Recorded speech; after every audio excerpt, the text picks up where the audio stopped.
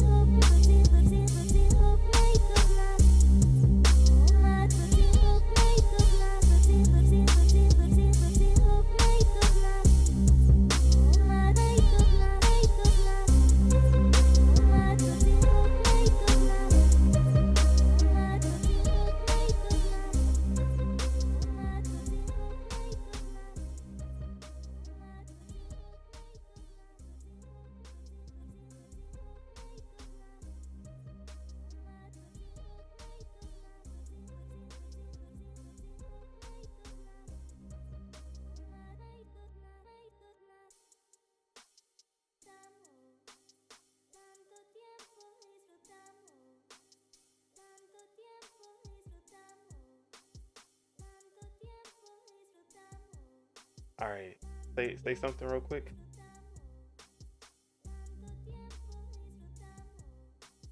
All right, I gotta.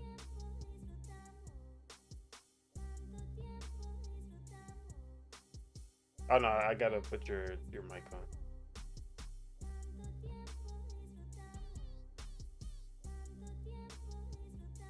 because we're in a different um channel, so I didn't. All right, now say something. Hello, testing, Yep. testing. It is me, And it is I. now your camera. Where is your camera? My There we camera. go. All right, we we're good. Gucci. We are Gucci.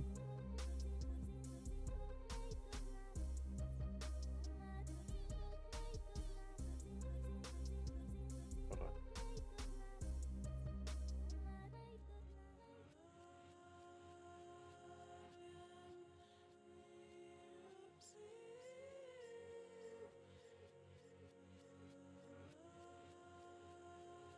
Don't mind that. We're just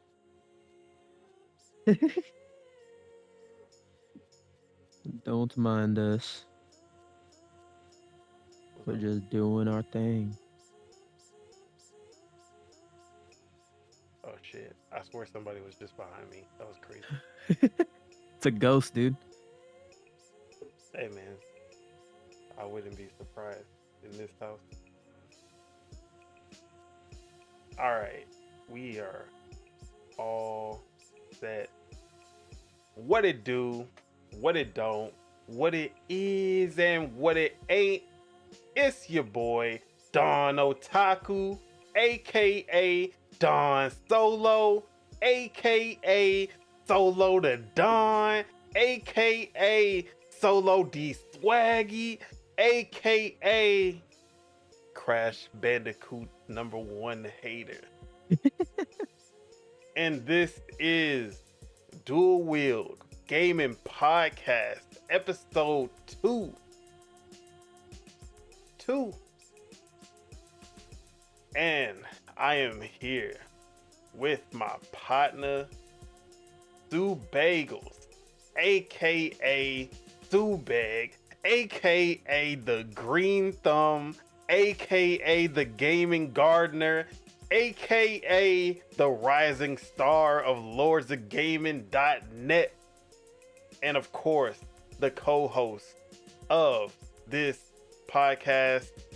How you feeling, man? What you been up to, bro? Man, I fucking came home from work at 3 a.m. last night. So Eee. yeah, it was a rough night last night at work. But I'm excited to talk about games. You feel me? I'm And excited to be on, man. I'm excited to be yeah, on. 3 a.m. your time is like 5 a.m. my time, so Yeah. that's crazy. And I went to sleep around like 5 a.m. because I came home. I had to make myself some food, and then you can't just go to sleep right after you eat. You got to let Gotta it stay up. digest. Yeah, you got to stay up for at least like an hour or two. And I was working a little bit. I'm working on my college football 25 review. I don't want to call it Madden this time because I kept on calling it Madden, but working on that. Uh, and then yeah, I took a melatonin. I took a magnesium pill, and I went to bed. And now I'm here. What Yeah, about you, man? I was just getting off work. You know, I work from home though, so it's not Yeah. really. I literally just move the chair from one computer to the other computer, just slide my ass across the room. Um, so yeah, was just getting off work like an hour ago. Um, we were talking about doing the show like right after. Played some Dungeons of Hinterberg, which I'll talk about a little later. So yeah, Dungeons of Hinterbag. I don't know why I and want to say it in a British accent. it's It's just actually supposed to be like French or something, yeah. or Swedish. I don't know. I don't. I don't know. Whatever region it's supposed to be. I'm not a fucking geographer. But yeah, man. For the most part, I mean, I've been playing a lot of games, but not really at the same time as far as this week goes. Same. I've tried a lot of games, but really, I've been for the most part, I've just been catching up on anime and shit. Okay. Nothing too crazy. What you been watching? So I'm one of the like the anime nerds who actually watch like every anime that comes out every season. So I'm watching at least like at least 20 anime right now. God damn. And I basically just wait for them, like they'll have a few that release every day. Yeah. And then I'll just watch the ones that the new releases every time. So that's crazy. Some of the standouts of this season. Still watching That Time I Got Reincarnated as a Slime. I've heard of that one. Yeah, that's only half the title. That one's really good. One of my favorite isekai. I don't know if you know about isekai. Yeah. That's like, you're kind of taken out of your own world and put like into a different world. Yeah. So that one's still been pretty good. Probably not as good as like the earlier seasons, the first two seasons, but I still been rocking with it. Okay. This has actually been a pretty dry. Like I watch a lot of anime that aren't really that good, but anime is basically all I watch.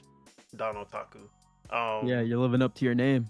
That's good. So there's really like, so even when there's just like a mediocre anime, I'm most likely watching it. So there's a lot of mid that I'm watching right now, but it has some like charm to it that I'm just like, all right, I'll stick with it.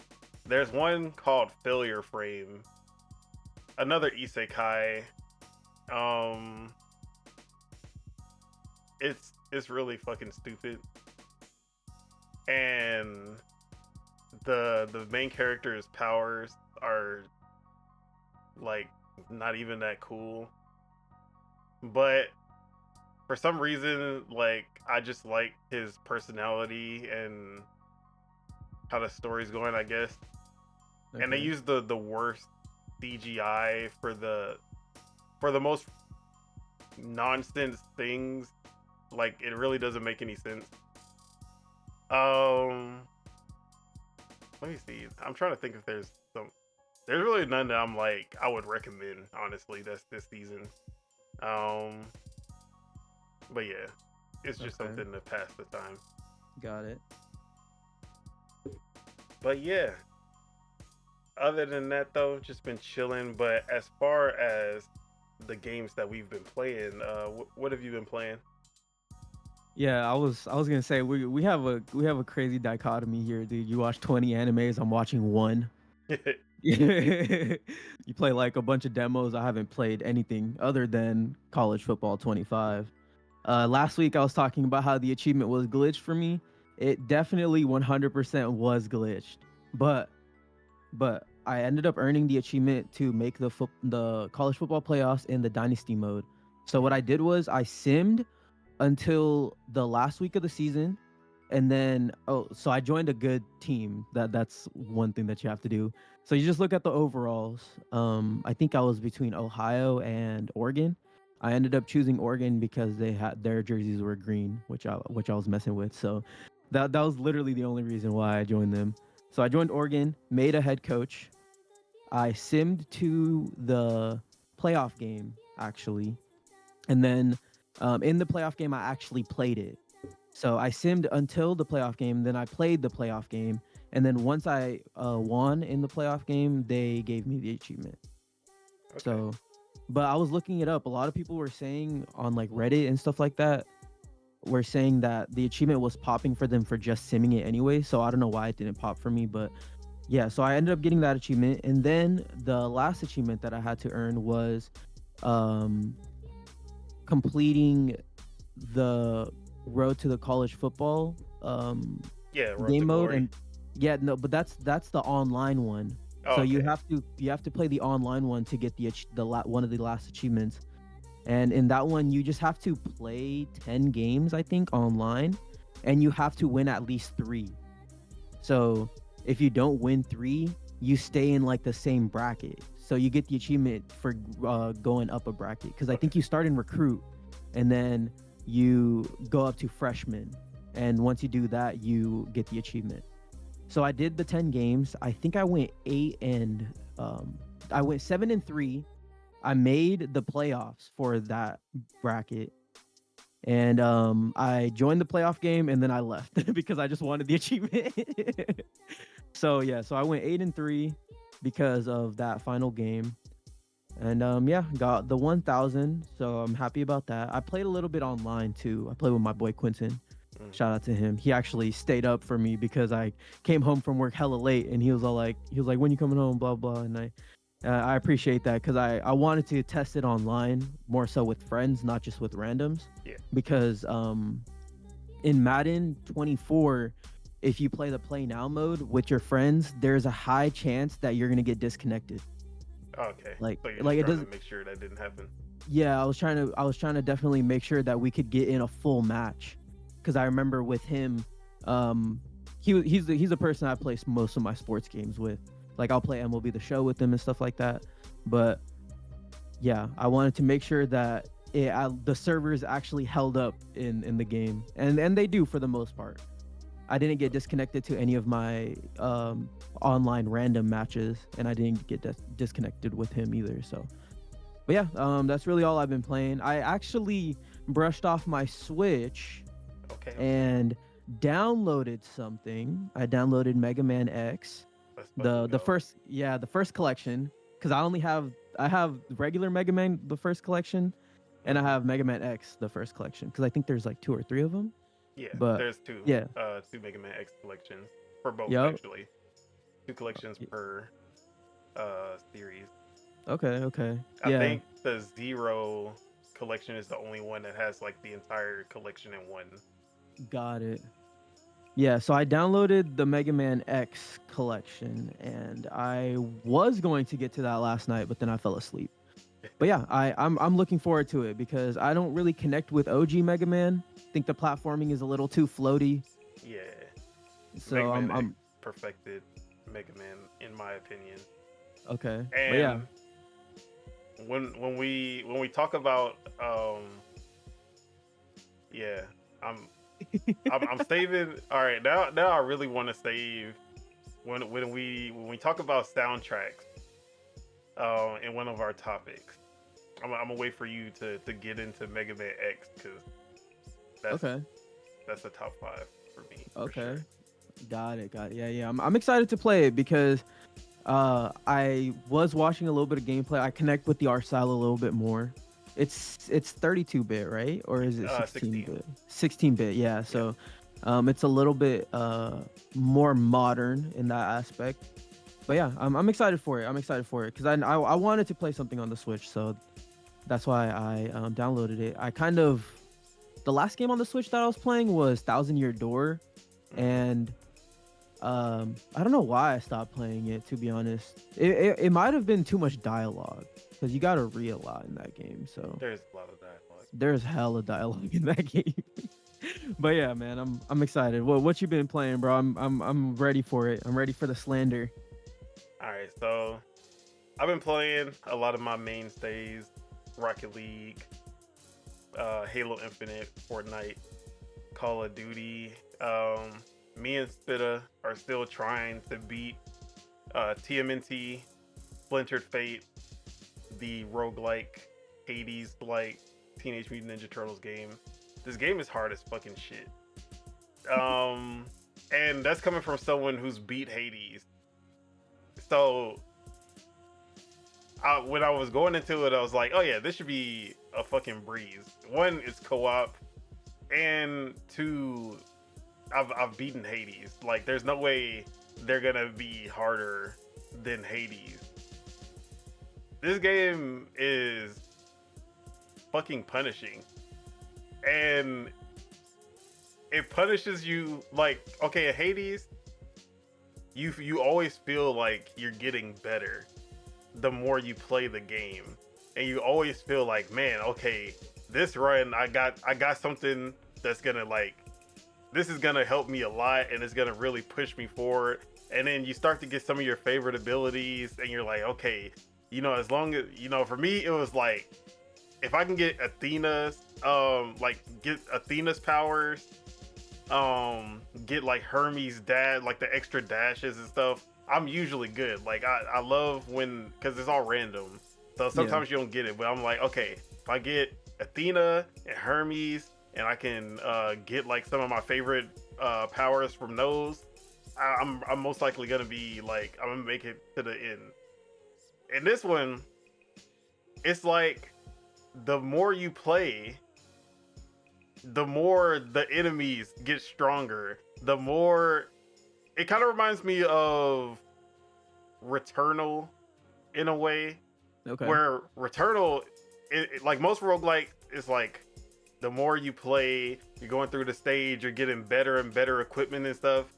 But in Returnal, it's like, the more you play, you're getting more debuff, and like, there's always something trying to bring you down in Returnal instead of like make you better. Mm-hmm. I kind of feel that way with this game, where there's always like enemies getting stronger. The bosses will start doing moves that they've never done before. I'm just like, bro, like, I'm fighting bosses that should be a breeze by this point in the game, but for some reason they keep getting more powerful. They keep doing different attacks and stuff. I'm like, bro, I just want to get to the next to the next part, so I could like experience whatever the next part is. And we keep getting washed by the same boss, because a boss that we already beat the first time, because they're like, okay, now you gotta beat her, but now Karai, she's doing these fire AoE attacks that are like super hard to dodge. I'm like, bro, what's up with this? But the game is still fun as hell. Been enjoying it a lot. Okay. And then still playing Dungeons of Hinterberg, and this game has actually surprised me with how much I like it. It's way better than I ever thought it would have been. Especially going into it, because we did talk about how we were thinking like it was gonna be like Flintlock, Kunitsugami, and then Dungeons of Hinterberg, like at the bottom, as far as our hype levels for the game, and like what we thought the reviews and the popularity, everything would be, as far as like quality. And it ended up being the opposite, where Dungeons of Hinterberg was at the top, Kunitsugami was still in the middle, and then Flintlock was all the way at the bottom. And now that I've played more of Dungeons of Hinterberg, and I've also played a lot of Kunitsugami also, I'm seeing it. Like, Dungeons of Hinterberg is probably the best out of the three now. Okay. Which I wasn't expecting when I played the demo the first time. So there's a lot to this game that you don't, like, when you first started, you don't really get. But as you progress through the game, you start to unlock new abilities, you start learning the magic, and then there's every area has different magic abilities. So the starting area, you have this ball and chain kind of thing going. Okay. you have two attacks that you can use with it. One, you throw the ball in chain, and then you can retract it. And they're used for puzzles as well. So you can see on the screen. You can't see, but the people will be able to see that you can use it to for puzzles where you'll throw the ball into this slot, and then you retract it. You'll pull out this little jello looking thing that transforms the stage, and that's how you progress through the level. But also you can use it as an attack. You throw the ball like a fireball kinda, and then you can retract it to do another hit on the enemies that sweeps their feet and knocks them down. And Okay. then the second magic ability, you have just a giant metal ball. It's basically a bomb. You can just drop it down and it'll hit the person, and then you can hit LB again to make it explode and make it detonate. Okay. And you also use that to progress through levels in the world, because you have to get through like rocks, kind of like Zelda with the bombs. You know, you see a wall with a bunch of rocks, blow it up, get through the entrance or whatever that's blocking your path. Mm-hmm.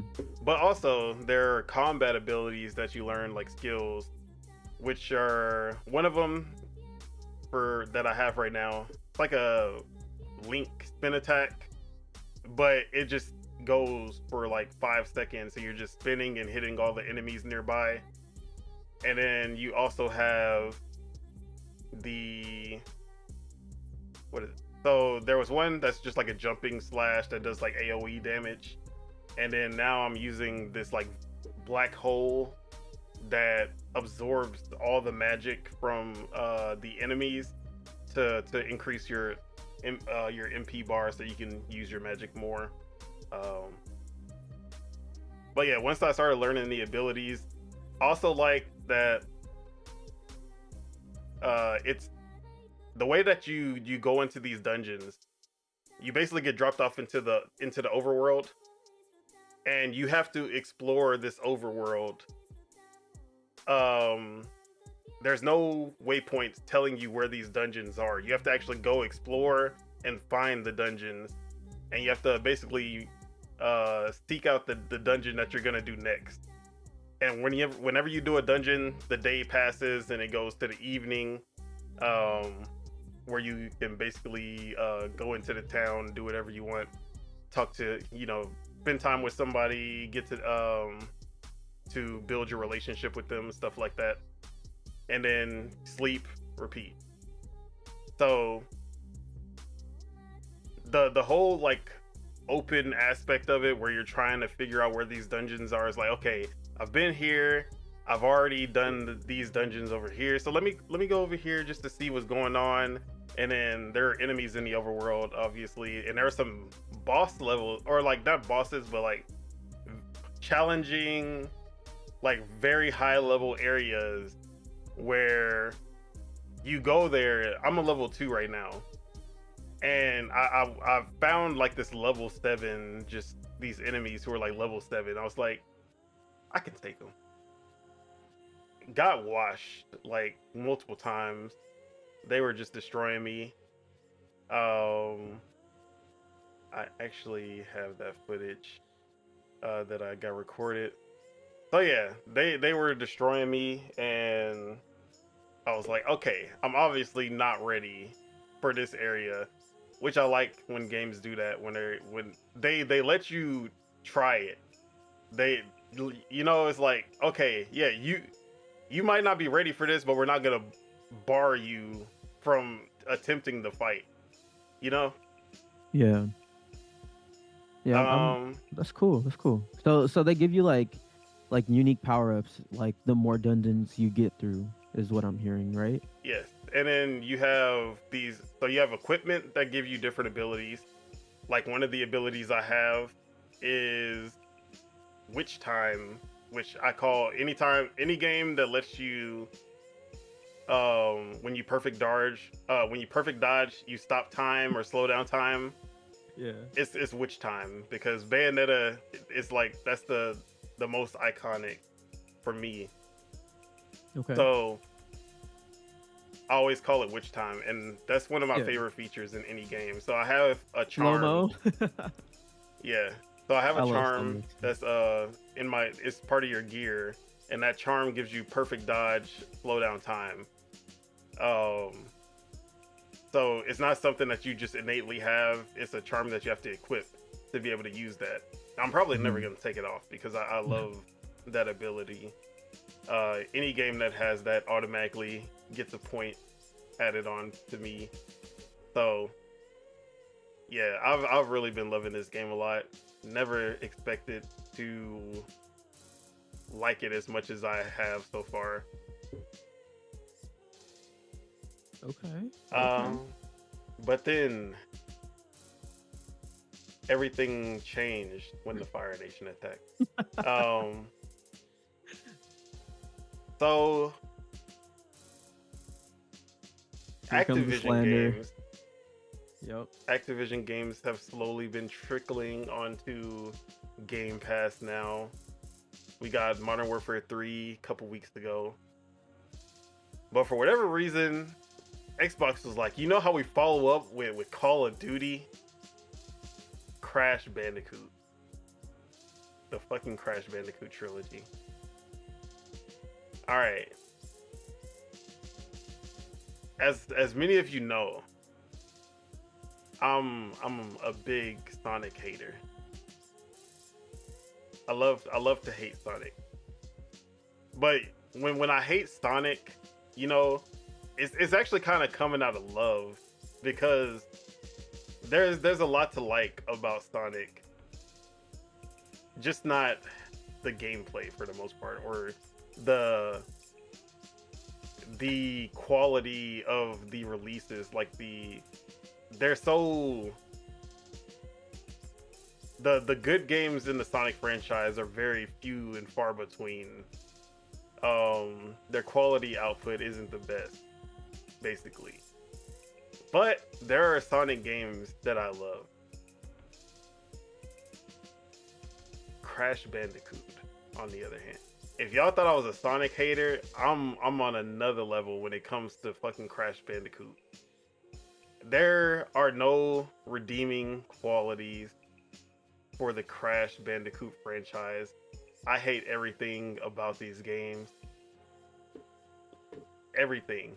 The Ooga Booga. As soon as it as soon as you start up the game and you hear the whack ass fucking music that they playing, that shit already pisses me off.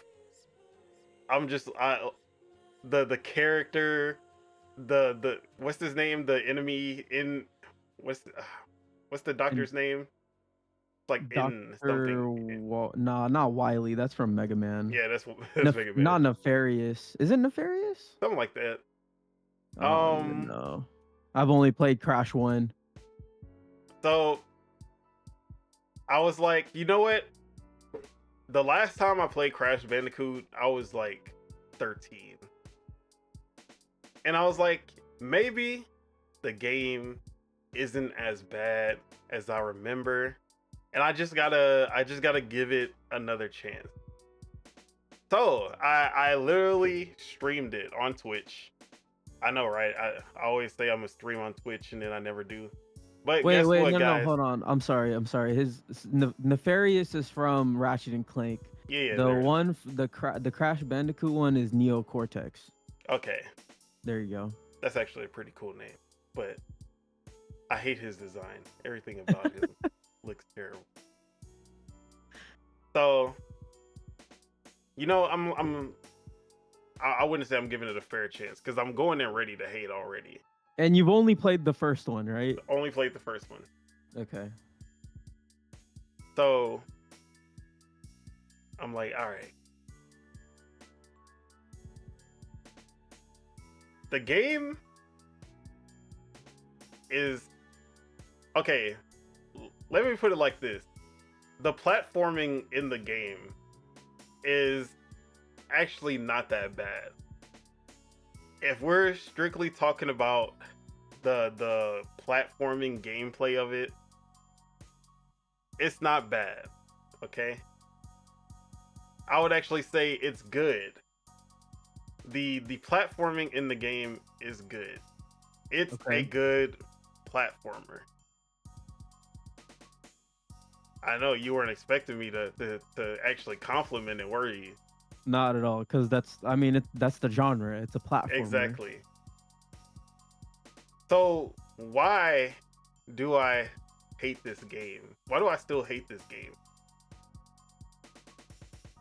It's because it doesn't. Okay, for its time, when it came out,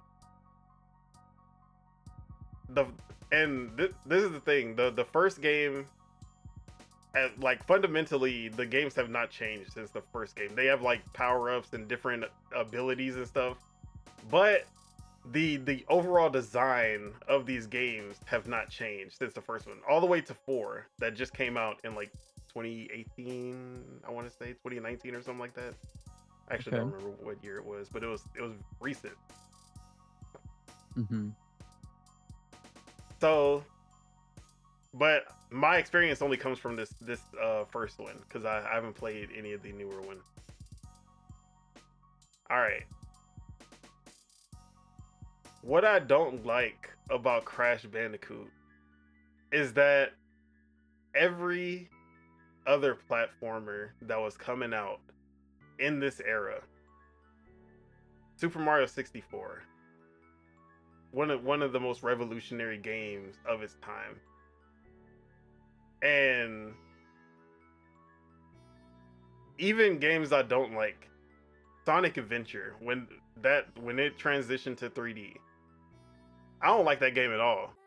But it was trying a lot of new ideas. It was using 3D, and like it was revolutionary for a lot of different reasons than Super Mario 64.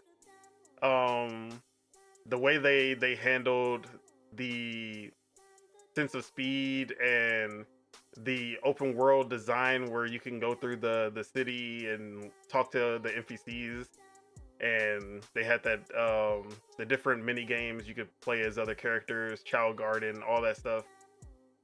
So Sonic, as much as I don't like Sonic Adventure 1, it's doing a lot to basically move 3D gaming forward, because this is the first era of 3D gaming.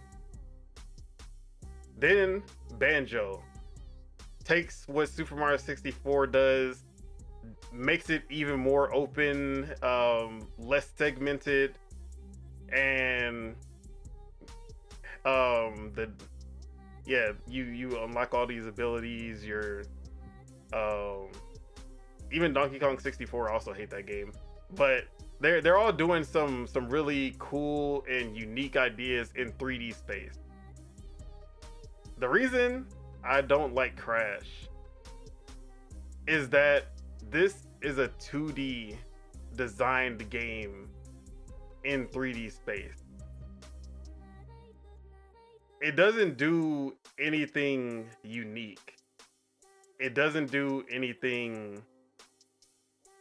It's basically, because even Robert Kellett, shout out to him, he basically called it Donkey Kong Country in 3D. And that's basically what it is. It's literally just taking what made Donkey Kong Country on the SNES good, and instead of being a side scroller, for the most part, you're just going front. You're going back to front instead of left to right. But the sensibilities of it are basically like the design of it is basically just a 2D platformer. Because of the parameters, right, of each stage. So it's very linear. You're just going. It's very linear, but they have little secret nooks and crannies that you'll get hidden items and stuff that if you can find them. But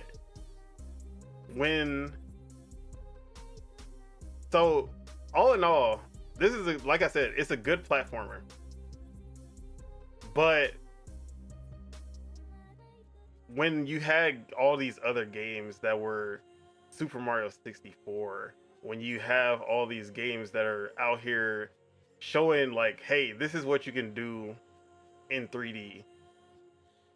Camera controls, you're able to go anywhere in the world. Like, these are sandbox open 3D games, and then you just have this very linear platformer. And that's what I didn't like about Crash, as far as the gameplay of it, because it's so it really doesn't do anything special to me. Mm-hmm. And that's what I always hated about the game. Yeah. If this was if every 3D platformer was like this, this would probably be one of the top tier in my eyes, because the platforming is pretty precise. There's no like bad, there are a lot of 3D platformers that just don't platform well. Yeah, they don't just feel right. Yeah. This game actually feels pretty good as far as the platforming goes. Never really had I didn't have too many complaints where I was like, yeah, this was bullshit. Most of the time I'm like, oh, that was on me. All right. So, gameplay wise, I would actually, I'm not gonna hate that much on the gameplay. I just don't like the design of the game, compared to, his biggest competitors out there, especially Mario 64 and Banjo. I don't think this is a game that people should be comparing to Super Mario 64. It's not even close. I feel like the only comparisons that Crash should draw are to Spyro. That's like the main one. Even Spyro utilized 3D. Yeah, in open stages. Yeah, sure. Much better way than this game. And it never evolved into that. Oh shit! It never evolved into that sandbox, big 3D platformers that were basically running the genre of 3D That's what made 3D Super Mario 64 basically determined where 3D platformers went. But Crash was still like sticking to this 2.5D kind of mentality. Makes sense? Am I making sense here? Well, like I said, I've only played the first one, but I do remember it being really, really hard. Like some of the challenge stages are fucking impossible, damn near. Yeah, haven't got that far yet. Are you still gonna try to play it? I'm still playing it. Okay.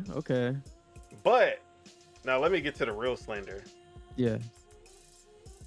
You know why I can still play Sonic games, and I still find enjoyment in Sonic games, no matter, I won't say no matter how bad they are, because there's some really, really bad ones. I can still find enjoyment in Sonic games because the design, the level designs, the music, the characters, the story, even though they're not just these crazy stories or anything, but just everything surrounding Sonic besides the gameplay is so good. Even the worst entries have some redeeming qualities where you're just like, man, I want to love this game, Sonic and the Black Knight. I really want to love this game, but goddamn, they just fucked up this gameplay so bad. Crash is the opposite. Everything surrounding the gameplay is terrible. Soundtrack, whack. Enemy design, whack. Stage design, whack. Boss fights, whack. Bonus levels, whack. Utilization of 3D, whack. Environment diversity, whack. Moveset, whack. Power-ups, whack. That's how everything I'm doing in the game, I'm just like, the first hour of the game, they don't even change the soundtrack. You're like, you play Sonic, you play Mario. Every time you go to a different stage, it's a new soundtrack. It's a new song. The first like 8 levels, it's the same song. I was so annoyed. The enemies are some of the enemies are high key racist now today. Like the I ain't gonna lie, the tribal people. Yeah, they were, you know, it was a different time, you know, but yeah, it was high key racist. I ain't gonna lie, but I don't know. I don't find anything because it's all about the mascot. It's about the yeah, it's just not connecting with you. But yeah, this if you put this gameplay, hold on, you gotta preface that you're also a Nintendo fanboy. You gotta preface with that. See, I'm a Nintendo fanboy, but I'll give Spyro his props any day. I'll give Spyro his props. I'll give what are some other Jak and Daxter? Jak and Daxter for sure. Ratchet and Clank for sure. Yeah. It's just something about Crash that doesn't resonate with you. Like he's not even a cool character. I don't understand what's appealing about this character, especially his original PS1 sprite. Yeah, he's just really goofy. He's just a really goofy character. Even the beginning of the game, I guess I never remembered how everything started. What was it? Neocortex. Neocortex, yeah. Yeah, Neocortex. He was doing an experiment on this fucking Bandicoot. Bandicoot escapes. That's literally how they start the game. Yeah. And then he just ends up on this island. And for the most part, I'm like, what are you doing here? Like, you go from this lab to this like ancient Aztec like tribal island, and I've never understood how he got here and why he's here. And yeah, I don't care. Anyways,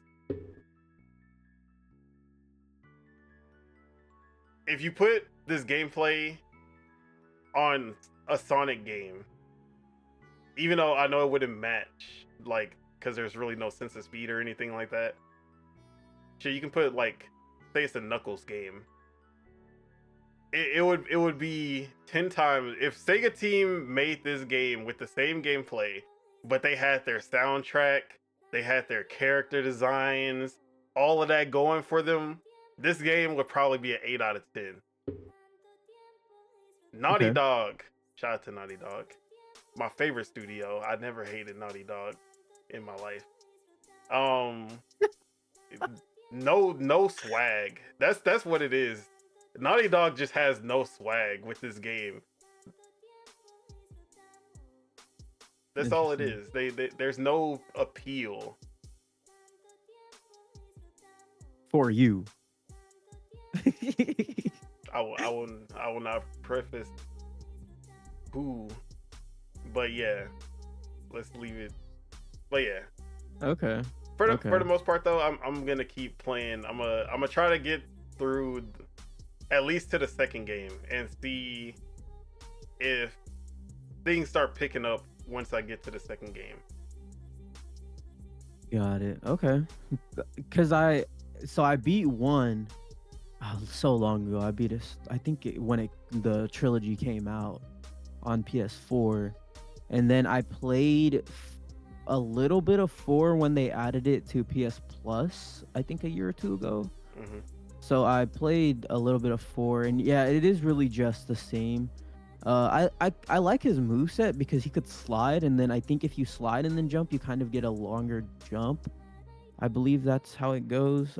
It's a little bit intricate, but yeah, I don't see the appeal in Crash that much either, to be honest. It's probably the reason why they're not making a fifth Crash game. The Activision making the right move for once. But yeah, that's all I have to say. I'm not gonna slander too much on Crash because we'll get to our niche game genres that I love. But I love platformers, so and I haven't played all the Crash games. I don't know if I ever will, but um, I don't have a defined judgment on Crash because I haven't completed all the games. But yeah, I'm not as harsh on it, but I can see why it's not resonating with you for sure. But if you think about it though, a lot of 3D Sonic games are also like linear. Like Yeah. I'm thinking of like Sonic Generations, like the levels, like the stages in those games, they're not that expansive. I feel like the only time it gets expansive is like in Adventure 2 when you play as like Knuckles. You get Yeah, those that's why I'm like Sonic, but Sonic is doing something that the other games aren't with the sense of speed going through. yeah. So I understand that part. This game is very slow. That's Yeah, yeah. it's there's no way to speed up the action. It's literally just the same speed. Got to slow down to time your jump. There's no like Mario when you're speeding through Mario, you're speeding through Mario stages. Like you can just book it and time your jumps right. Um like no matter what kind of Mario game you're playing, you have a sprint. And 2D, 3D, well, actually no, some of the 3D ones don't. I'm not gonna lie. But you have like But there's ways to lunge move jump. faster. Yeah, there's ways to go like the lunge jump. Look, I was in my stream. I was talking so much shit. I was like, "Where is his triple jump? He only like where's my what? Woo, what? None of that. Just the same jump every time. Yeah. But yeah, man. That's enough slander. I need to get to the other game. Okay. All right.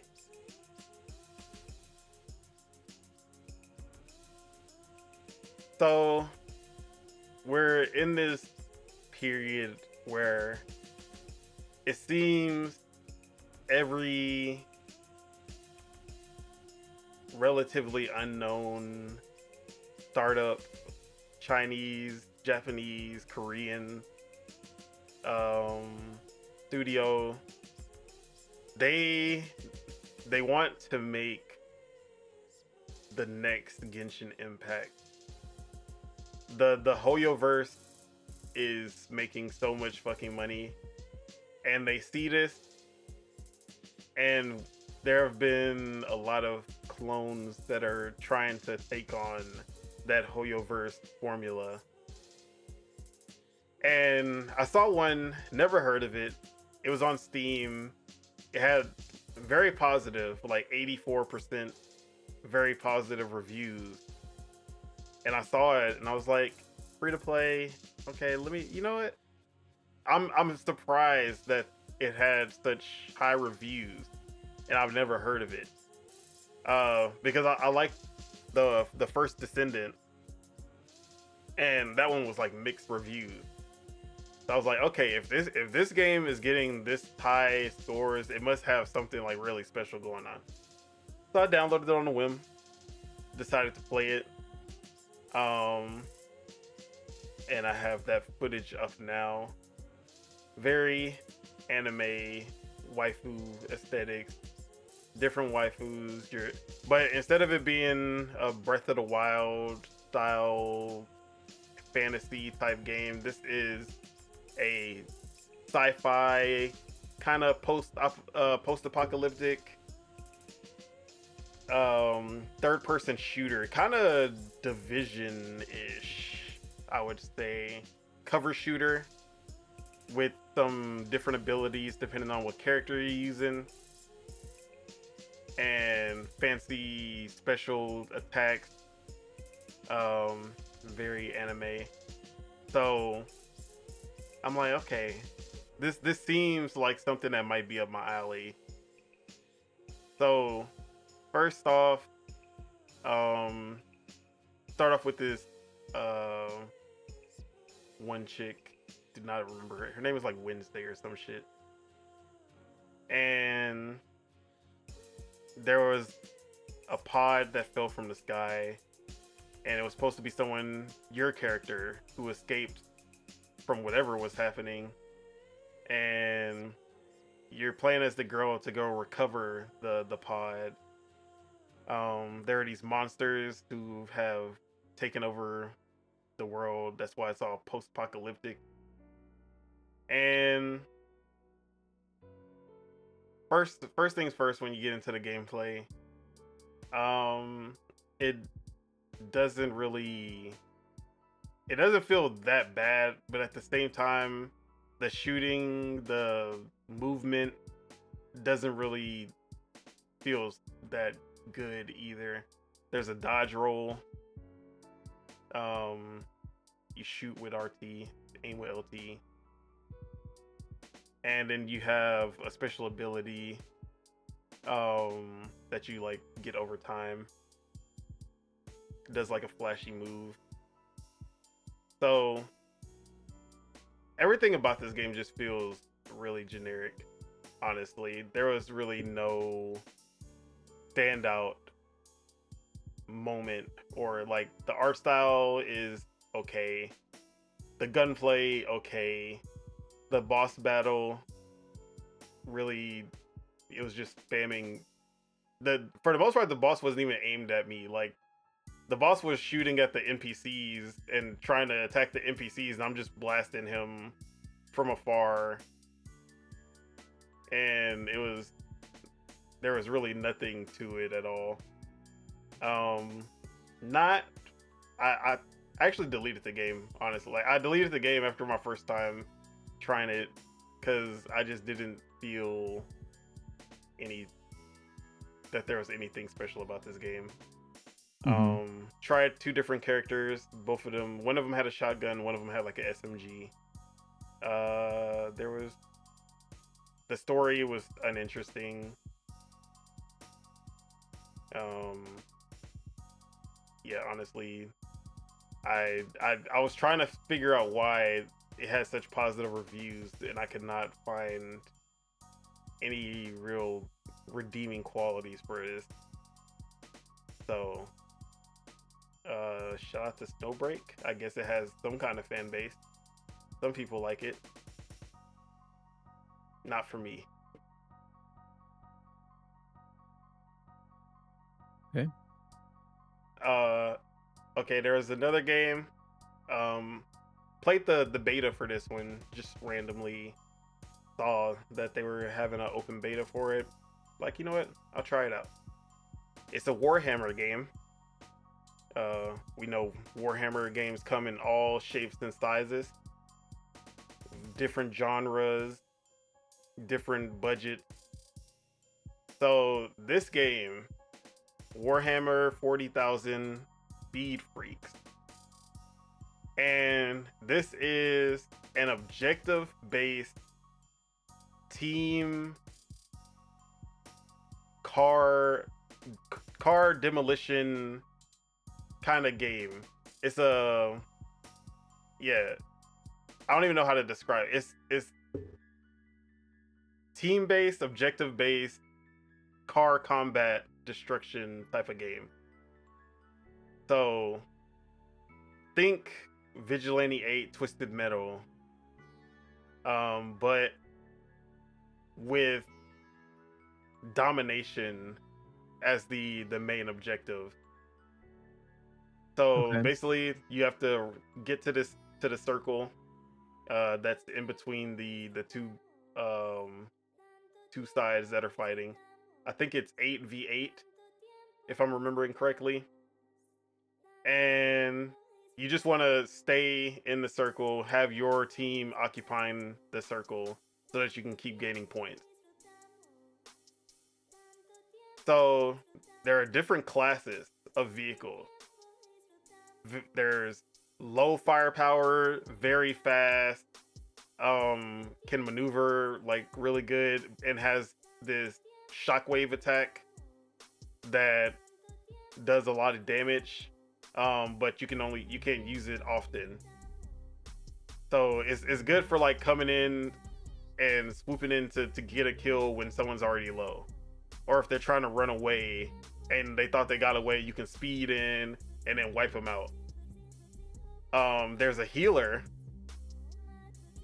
which when I played the beta the first time, I should have said this game actually released now. So the full release just came out. But when I played the open beta, there was no healer before.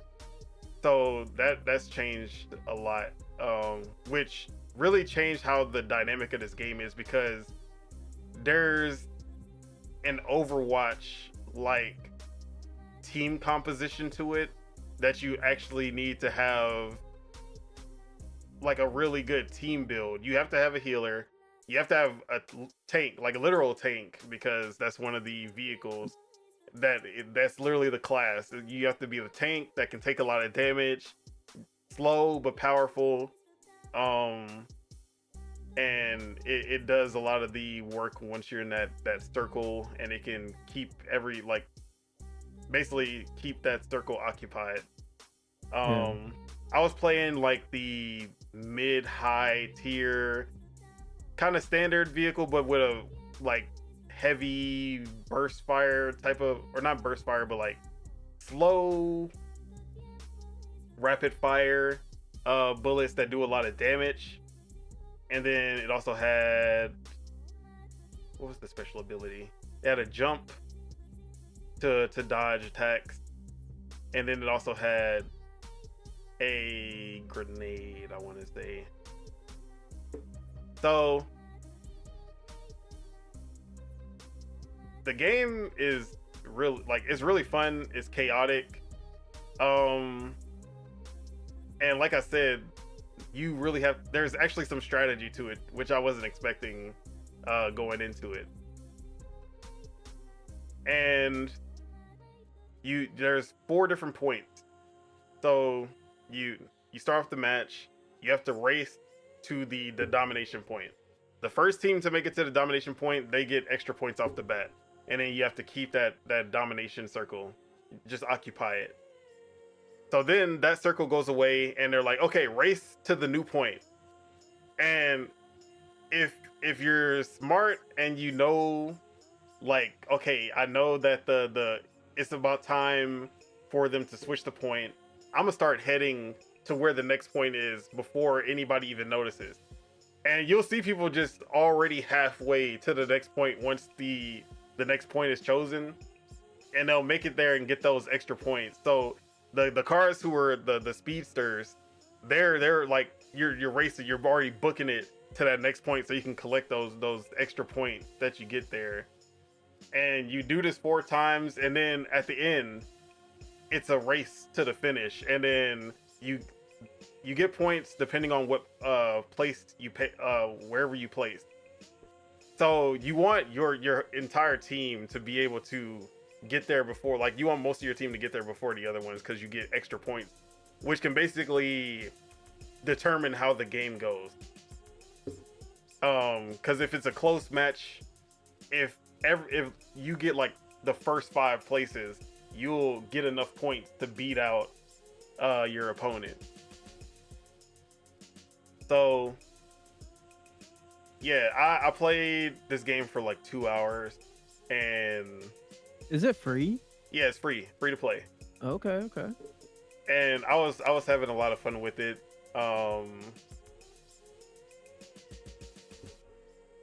There's something I'm not even into like racing games, but games set in cars like Rocket League and Twisted Metal and Vigilante 8, that's like more action focused, or like not racing, I guess.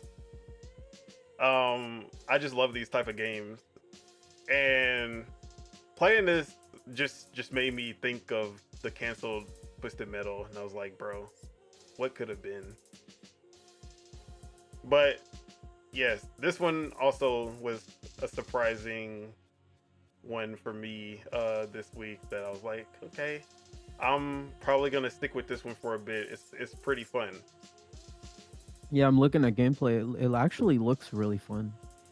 It does have those twisted metal qualities to it. Yeah, man. If this was a Twisted Metal, this will probably be like a really big game right now. Shit, I'm I gonna didn't add it even to my see it library. in the top like trending games on Steam, which was sad. Because this game actually deserves some attention. Yeah, So yeah, it looks good. definitely wanted to bring that into, get somebody to look at it. Yeah, yeah. Speed Freaks Warhammer 40K. Really good game so far. Sick. All right, this is the game that I literally played this morning, and I've been wanting to talk about it since because I got into the beta for this game. Saw it. I don't remember. I just saw it was announced on Twitter. Really had no buzz or anything like that. It just random announcement. It's a game called Tribe 9. Have you heard of it at all? Not at all. Okay. So this game is based off of an anime, which I didn't know at first. Never even heard of this anime before. So when I first saw the trailer for it, I was like, okay, it's a Genshin Impact clone. Like it's going for that Hoyo, another game going for the Hoyo verse. Trying to be that next game in that franchise or not franchise, but in that genre. Mm-hmm. I was like, I wrote it off. They were like, sign up for the beta. I was like, okay, I always sign up for the beta. I just to have something to play. Actually, I don't think I signed any NDAs or anything. It's okay. They will never find this shit. They'll never know if they'll never know if I was, because I do have some footage on the screen. So Okay. all right. So this is Danganronpa creators step into trying to make a Hoyoverse game. Not Spike Chunsoft and the actual, not that team who made the Danganronpa games, Mm-hmm. but the artist, Kazutaka Kodaka, yeah, that's his name. He made the anime. It was just a standalone anime. There was no game for it or anything. Because there's the Danganronpa animes that were based off the games. In this case, he just went straight to making like Tribe 9 as an anime. This was a few years ago, and now there's a game coming out for it. So off the rip, and this is very Kodaka, the creator, because I don't know if have you played Danganronpa? I played I played the first one when it was on Game Pass for like an hour, and I didn't continue to play it. Okay. So Kodaka has a very unique style when it comes to his writing and the storytelling of like tricking you into thinking that like at the beginning of his story, everything's always peaceful, everything's happy, like everything's all cool, everything's going smooth, and then boom, depression, darkness, death, destruction. That's just the type of creator he is every time. Yeah. So the beginning of this game, you're playing this very NES pixel art Dragon Quest, like OG Dragon Quest style game. You're the hero, and you're in a village, and then you start off talking to the goddess, and she's like, oh yeah, go ahead and go to the merchant and go get some herbs from the merchant. So you go get the herbs from the merchant, you come back to the statue, and then she's like, all right, now go investigate this pot over here. And then you ask the goddess, why am I doing this? And then the goddess is like he's basically, because he's supposed to be the hero. He's the main character, the hero. He's supposed to defeat the Demon King, blah blah blah, generic fantasy anime type thing. And she's like, just believe me, this is gonna help you defeat the Demon King. And then they give you a choice. Like, she's like, do you believe me? And you can say no. And then you'll say no, and she'll like, oh, I didn't quite hear you. I asked, do you believe me? And then you're like, oh, yes. Like, that's the only way that you can progress. All right, so fast forward, and then you see these like more Super Nintendo like sprites that come into the world, and they're like floating in the sky. And then you're like, bro, what's going on? And then like you start to see like shit glitching in the world. Then fast forward, everything falls apart. You realize that he's been in a simulation, the main character of the game. He's in a simulation where he's just been playing this story that he's the hero trying to defeat the Demon King, but he's actually been brainwashed and he lost all of his memories. Very Danganronpa, because for whatever reason, he loves to have characters with amnesia. So your friends come to save you after you've been captured. Basically, there's this city called City 24. It's actually a floating like battle station that's been spying on like the real planet and the surface world, and it like has all these like this tech and all this stuff. They're killing people on the surface. They're basically trying to take over the surface world, and there's a resistance that's trying to stop them. You were part of the resistance. You got taken, you got captured and brainwashed, and now you have amnesia. You're trying to figure out what, like, they save you from this place, and you're basically just trying to like get your memories back, and you're helping the resistance to break out of City 24, which is the floating battle station over your own town. All right, so this is an action RPG, kind of sci-fi elements to it, but I didn't know what to expect as far as the gameplay goes, but it has that very kind of like Ayuden Chronicles, 2D sprites, 3D backgrounds, and then that's your basically when you're in the overworld, you're just going through. You encounter enemies, and then you can attack them to get an advantage if you hit them before they get to you, or if you sneak up on them, and then you engage into the actual combat. And then once you get into the combat, 3D action game, very Genshin kind of combat style, and I'm actually really impressed with the combat so far.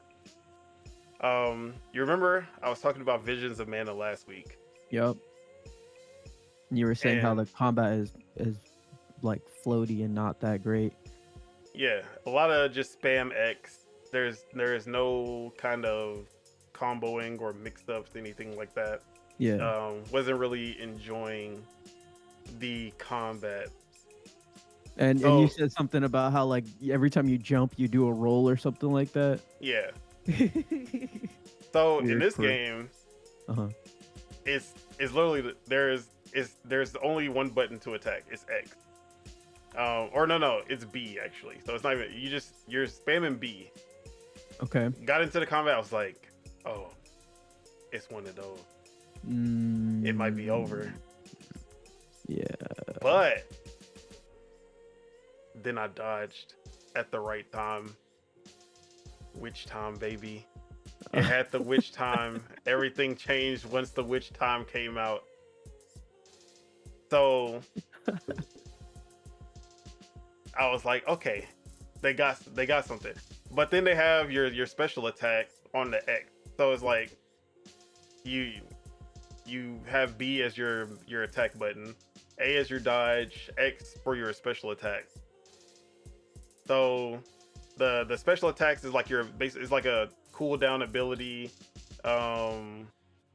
If you're fighting a shielded enemy, it's able to break through their shield, and then once you do your special, you'll have a bar that pops up with a little that goes down as time goes, and you're doing different attacks. Like your attacks are a lot stronger after you do your special. And then kind of like Tales of games, they have the D-pad where you'll have all of your characters, there's 3 characters that form your party, and you'll have all your characters. So once they're basically the special attacks for each character, and you'll have one of them be like, oh, okay, his special's ready. You do it, and then you can chain them where like you can follow up and have the other person go, and they'll do like a special fancy flashy attack, and it'll just go like that. So let me skip to the gameplay. So it's 2D like kind of like sprites, and then once you initiate combat, it turns like 3D.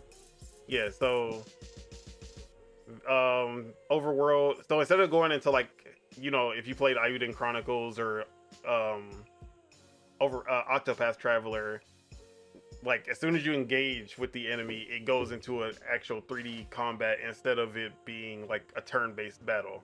Interesting. Okay. Yeah, and both styles look really good. The 2D sprite work, it's a very like going from like the 2D sprites, then when you're in the cutscenes, you see the actual 3D character models, like they pop up on screen and you like see them and they're very animated. It's not just like a static picture. When they're conversating, it's like they're actually animated and they're like moving around and very expressive. The Danganronpa art style that you're used to from Kodaka, and then it goes into the combat, and then that also looks pretty good. It's very flashy. Kind of okay. Have you ever played the East like 7, 8, 9 games? YS. I've never played an East game. Okay. It actually reminds me a lot of that without the like open area in the 3D space. But as far as combat goes, it kind of reminded me of that. Got it. Okay. So yeah. So I really started to like the combat once everything started to open up. You get all the special abilities. You get your gear where you'll have like 5 different slots where you can put different abilities. Like so they'll have this special bar, and both the enemy team, like the enemies and yourself, you have this 3-layered bar where when the enemies get their bar all the way up, and it's called EX. If the enemies get their EX, they start unleashing different moves. Like they just go second phase Dark Souls boss, and they start like doing some crazy moves, and like they're extra powerful. They can basically kill off your whole squad if you're not like playing right. So you want to focus on dodging when they get to that point.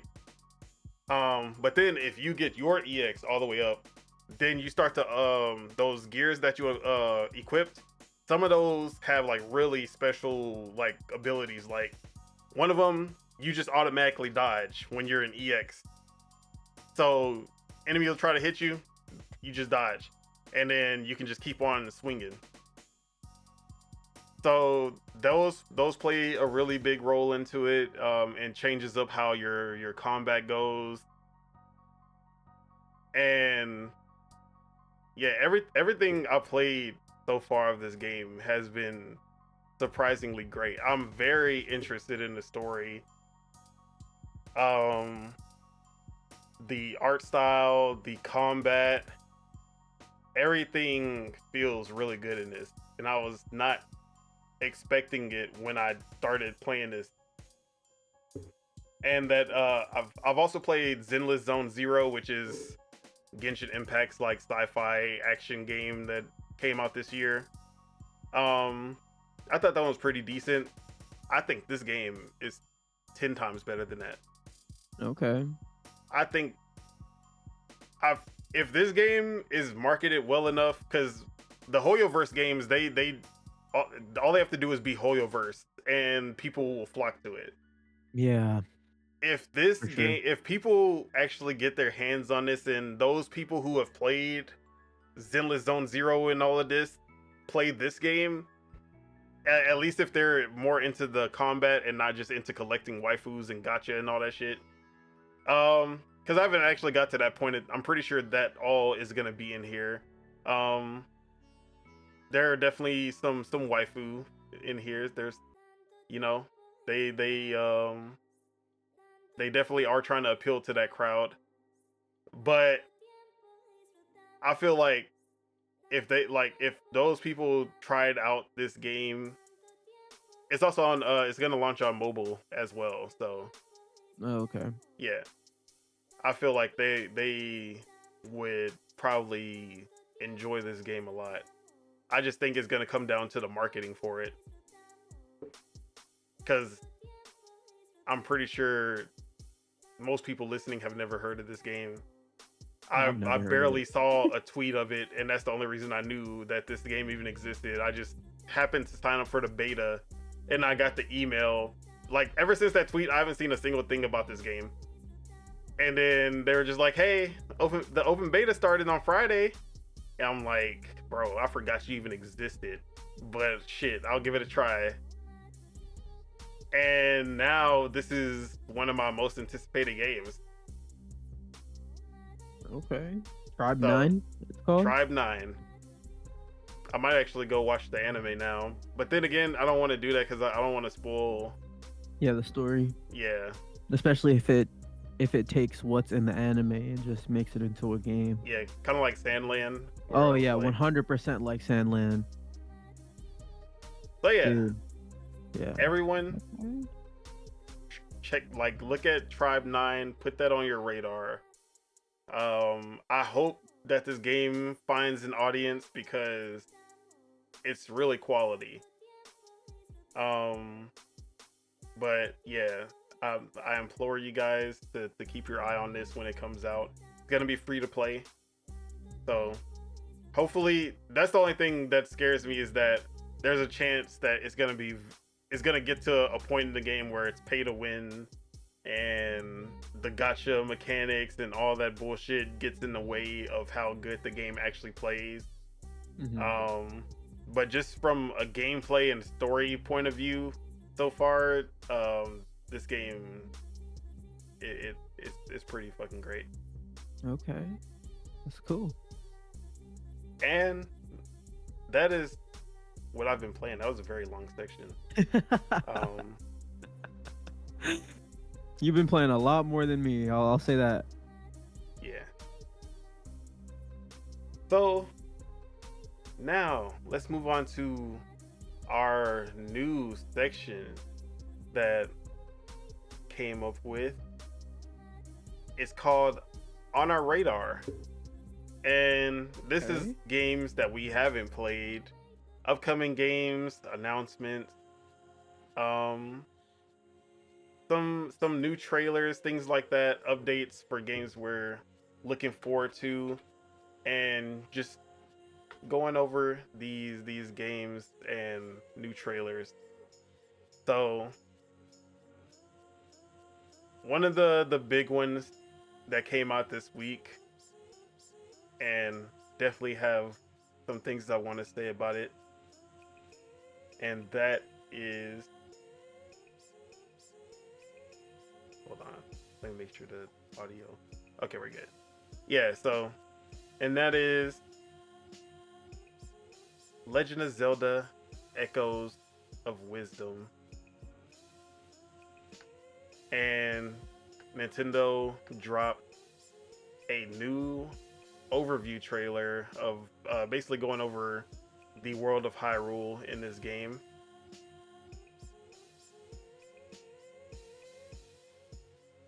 Hold on, let me bring that up. All right.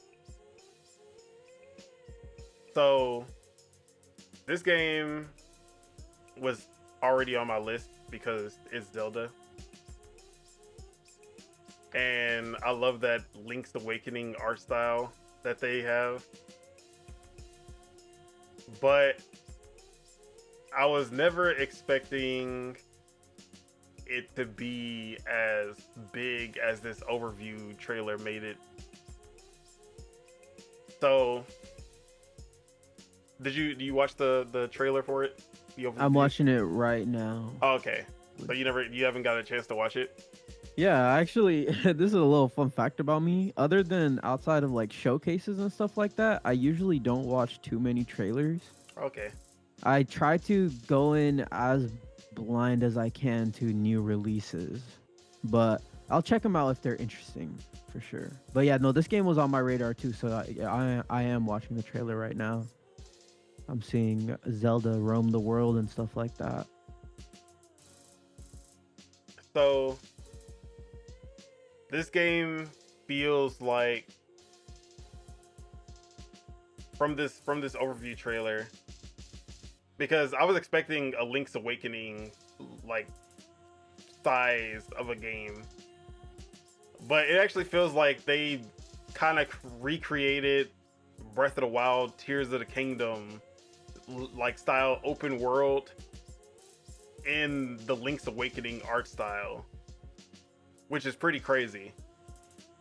And they you can actually see the map in the trailer, and there's side quests, there's a whole quest log, there's waypoints where you can teleport between the menu and the adventure log. Everything looks like it came straight out of Breath of the Wild and Tears of the Kingdom.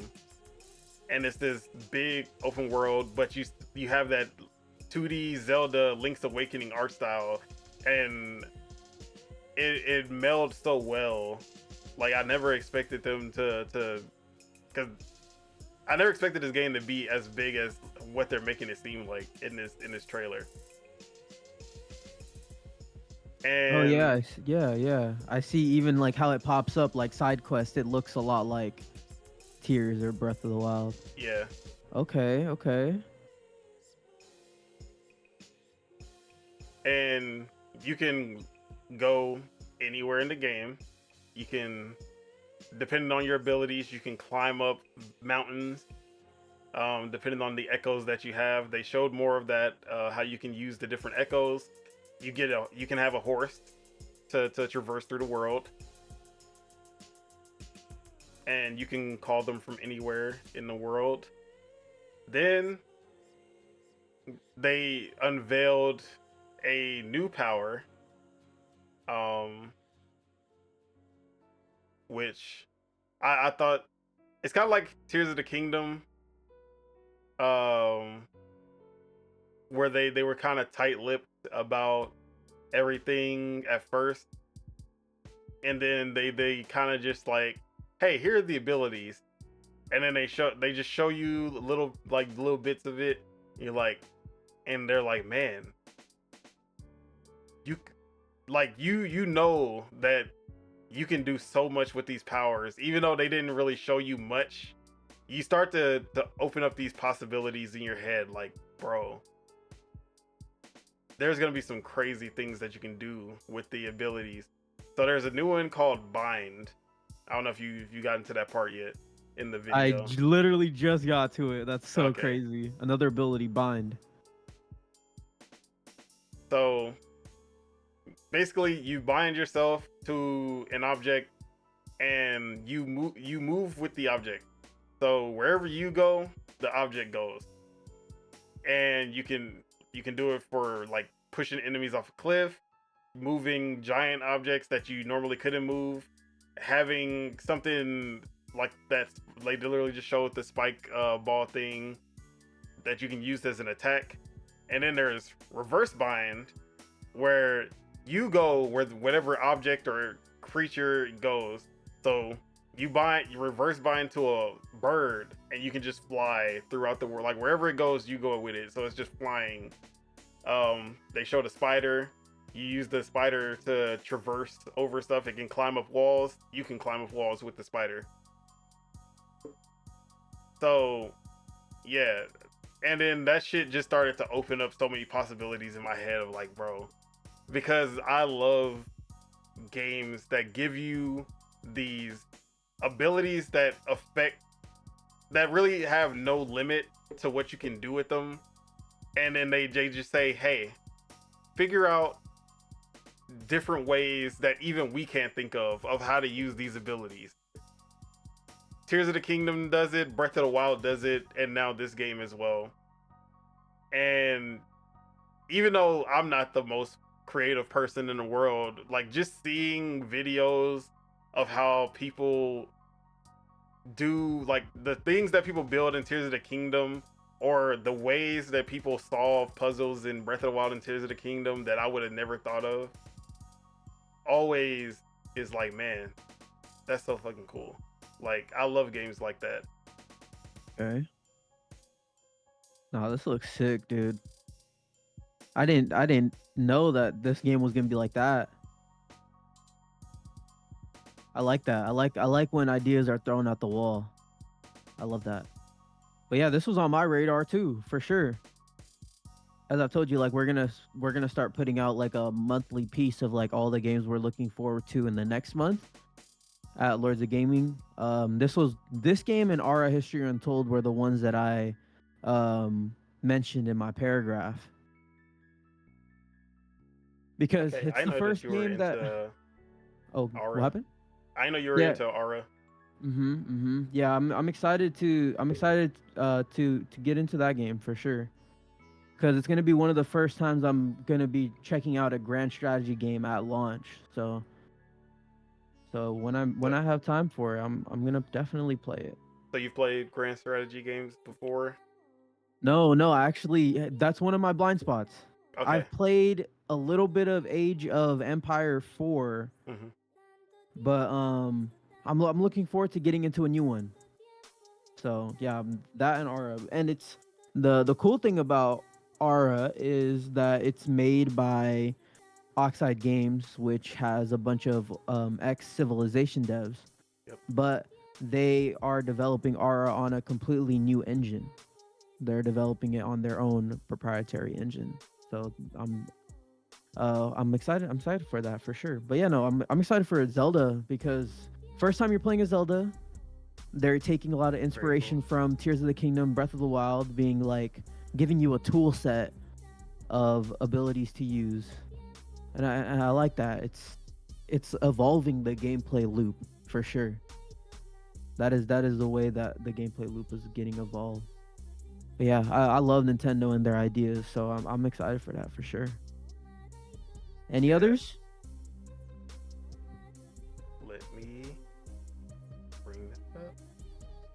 So another one which was just announced, and we got the first gameplay. And the first game, it had potential. It was a cool idea, but the execution of it wasn't really that great. And that game was Splitgate.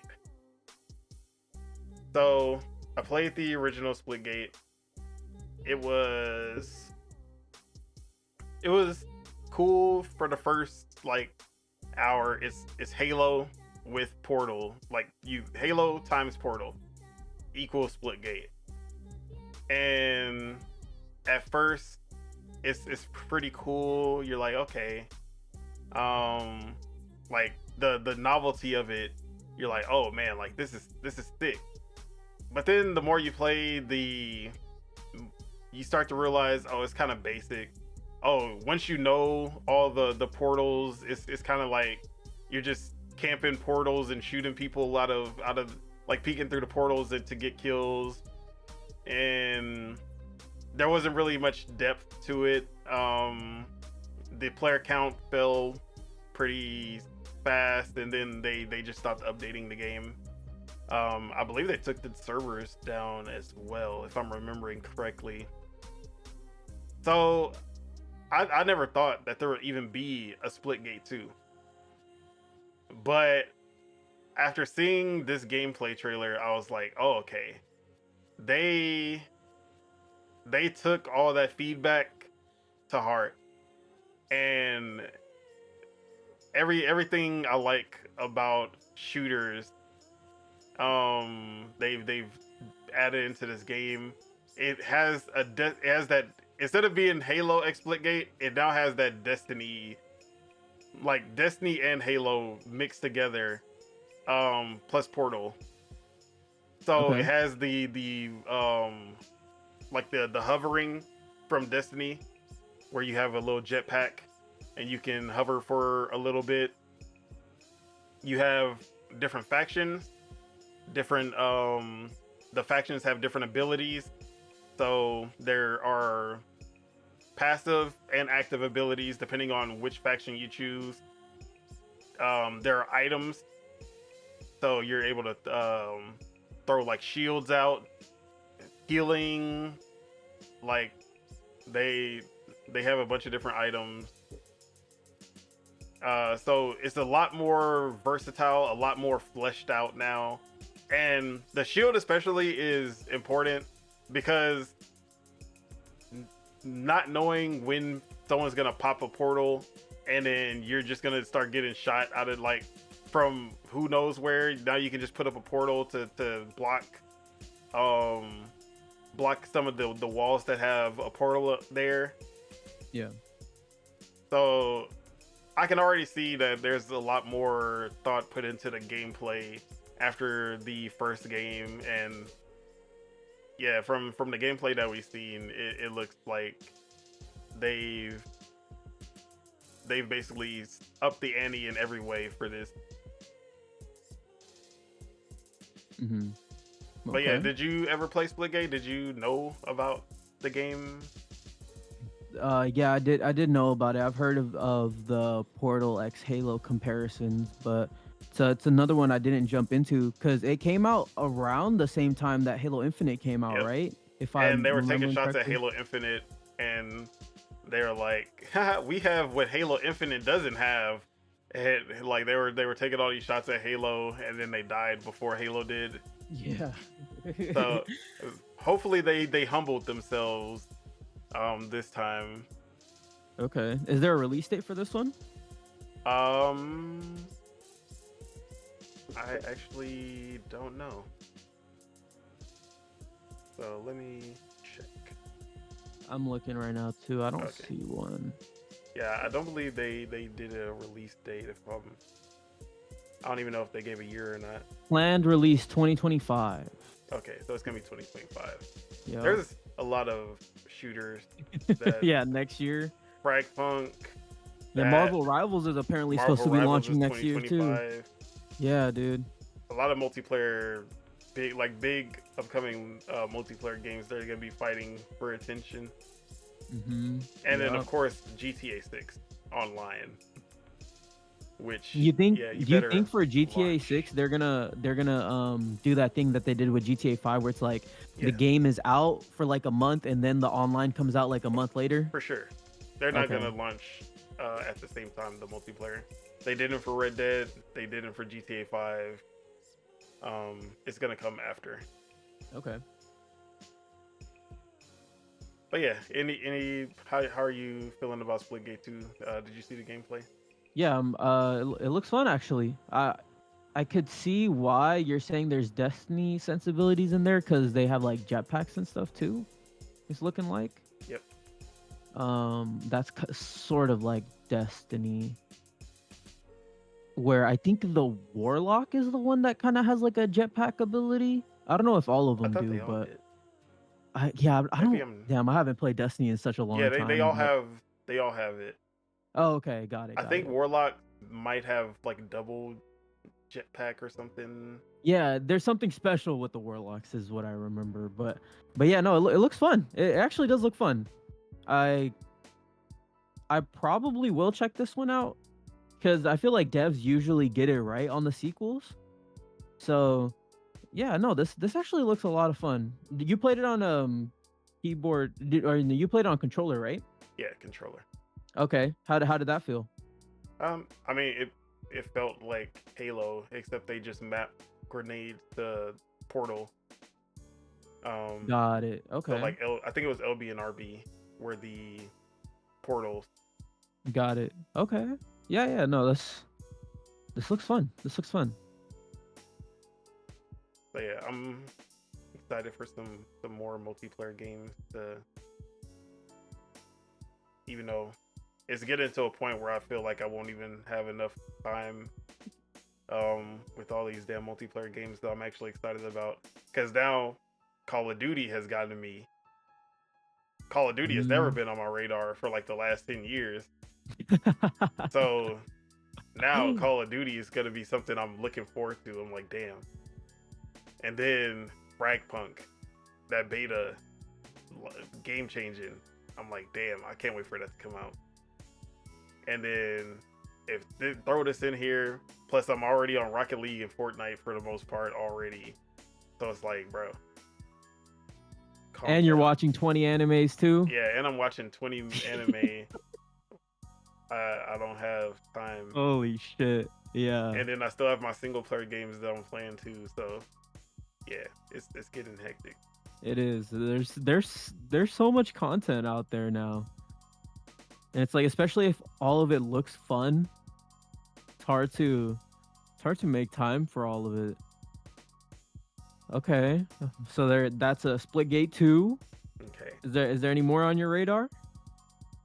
So the next two smaller, but just wanted to they interested me. So the first one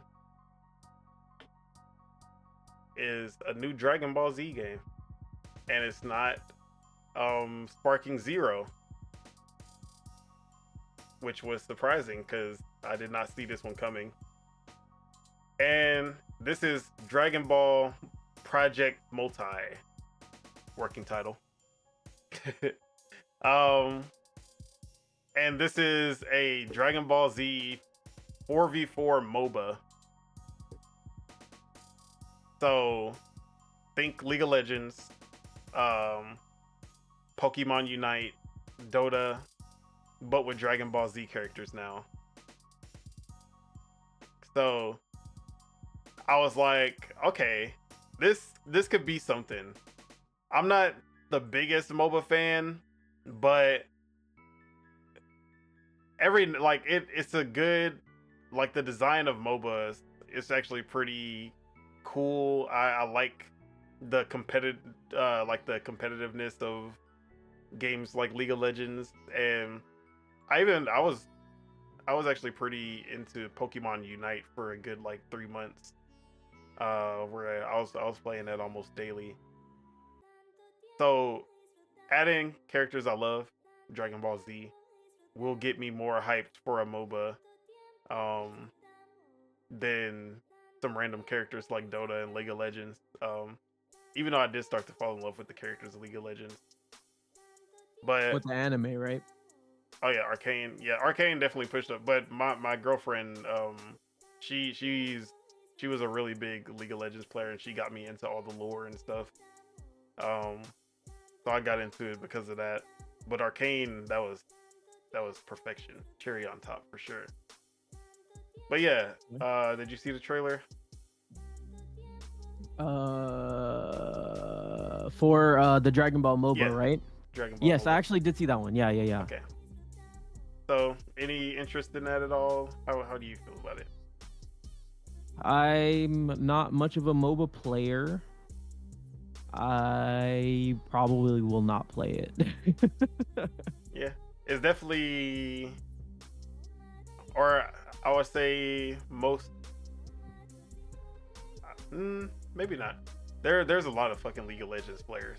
I'm pretty sure a lot of League of Legends players play or watch Dragon Ball Z or have watched Dragon Ball Z or like Dragon Ball Z. Oh yeah, So, for sure. I'm surprised that this see. idea hasn't happened earlier.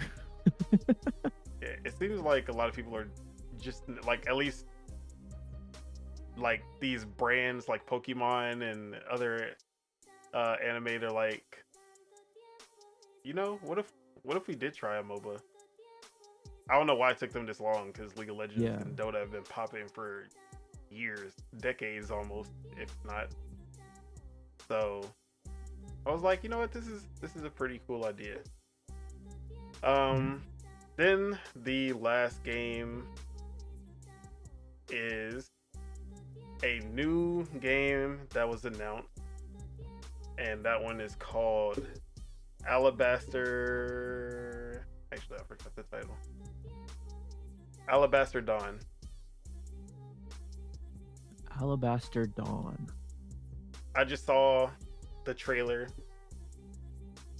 and first was like, never heard of it. What is this? Then I saw from the creators of Crosscode,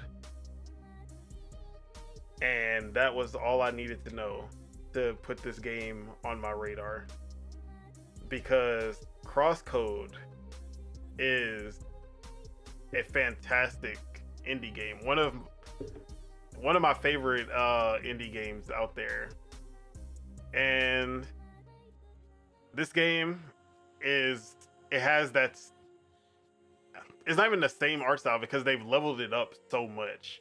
The animation work of this game is so smooth for a pixel, like they're going for that pixel art style. It kind of looks like Sea of Stars.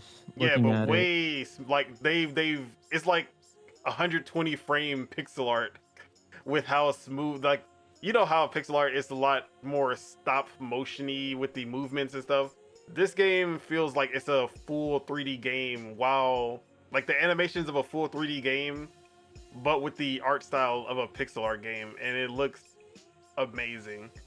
Crosscode had a similar type of gameplay style, but this one seems like they're going way more fantasy than sci-fi. It actually seems like a kind of a mix between them, fantasy and sci-fi. But yeah, this trailer was like, oh my god, this blew me away. And knowing that it's the Crosscode developers, I actually don't, I think it is a team. I was like, yes, I'm down day one. Okay. Yeah, how are you feeling about it after seeing? Nah, this looks gas, dude. This looks gas. Have you played Crosscode? Never even heard of that game. Oh wow. Crosscode came out in 2015. It was I believe it was a Switch exclusive when it first came out. Yeah. Yeah, that was okay. a really good game. The only thing I didn't like about Crosscode is that there was a lot of difficulty spikes, and the time to kill, it always felt like you were under leveled throughout the whole game. Like it just took way too many attacks to kill the most basic enemies. But other than that, the gameplay, the art style, the story was kind of meh. Didn't really care for the story that much for it to be an RPG. But yeah, I enjoyed that game a lot. Yeah. No, this game looks sick. It was in Game Pass for a long time. If it's not still in Game Pass. Oh, wow. Okay. The Crosscode is Crosscode. what you're talking about, right? Yep, Crosscode. Oh shit. Let's see. Yeah, I looked at the comments of the video. It literally said like, "You got me at from the creators of Crosscode." Exactly. I'm surprised you don't know about it because it was a really big. I think I it's never heard of this sold game. like over 5 million. Like that's how big it was, or at least have like 5 million players. It was a pretty big indie at the time. It left Game Pass in 2021. Okay, yeah. So Yeah, damn. that was a while ago. That's unfortunate. Oh, this looks cool. This looks cool. Okay, so those were my games that were on my radar. How about yours, though? All right. So I have, since we've been talking, I actually wrote down a few more than just the one. But the first one I got is Max Payne 1 and 2. So Remedy has came out and said that it's now in full production, the remakes of Max Payne 1 and 2, and apparently Control 2 is also in a playable state. So I'm excited for Max Payne because I've played the third one. I have never played the first or the second one, but it's like you said, like I really like the slowing down of time and that, like another game that does that really well is My Friend Pedro. I don't know if you've played that game. Yeah, that game is sick, but I really like games that have that slow down time feature added into it. Bullet time, exactly. Like it just makes everything like so much more cinematic. Like in Max Payne 3, you can like you can vault over obstacles, and then if you initiate the slowdown, it just everything is in slow motion. You're getting headshots and stuff. It's such a sick mechanic to add. So Max Payne 1 and 2 remakes, definitely gonna be playing those. So there's that. I actually can't wait for those. It's crazy that Max Payne 3 is we never got a 4 after how amazing Max Payne 3 was. Exactly, dude. But it's then like, again, Rockstar. So yeah, they put out a game once a decade now. So yep. Starting in the PS3 360 gen, it's one game a decade, which is sad for the people that are huge fans of Rockstar. But I mean, at the very least, their games will last you a decade, I guess, if you're still playing GTA 5. Yeah, or Red Dead. There's a lot of people that still play Red Dead too. Even though a lot of them aren't happy because they're putting all their resources towards GTA. Yeah, for sure. But yeah, no, this is going back to the original devs too of Max Payne.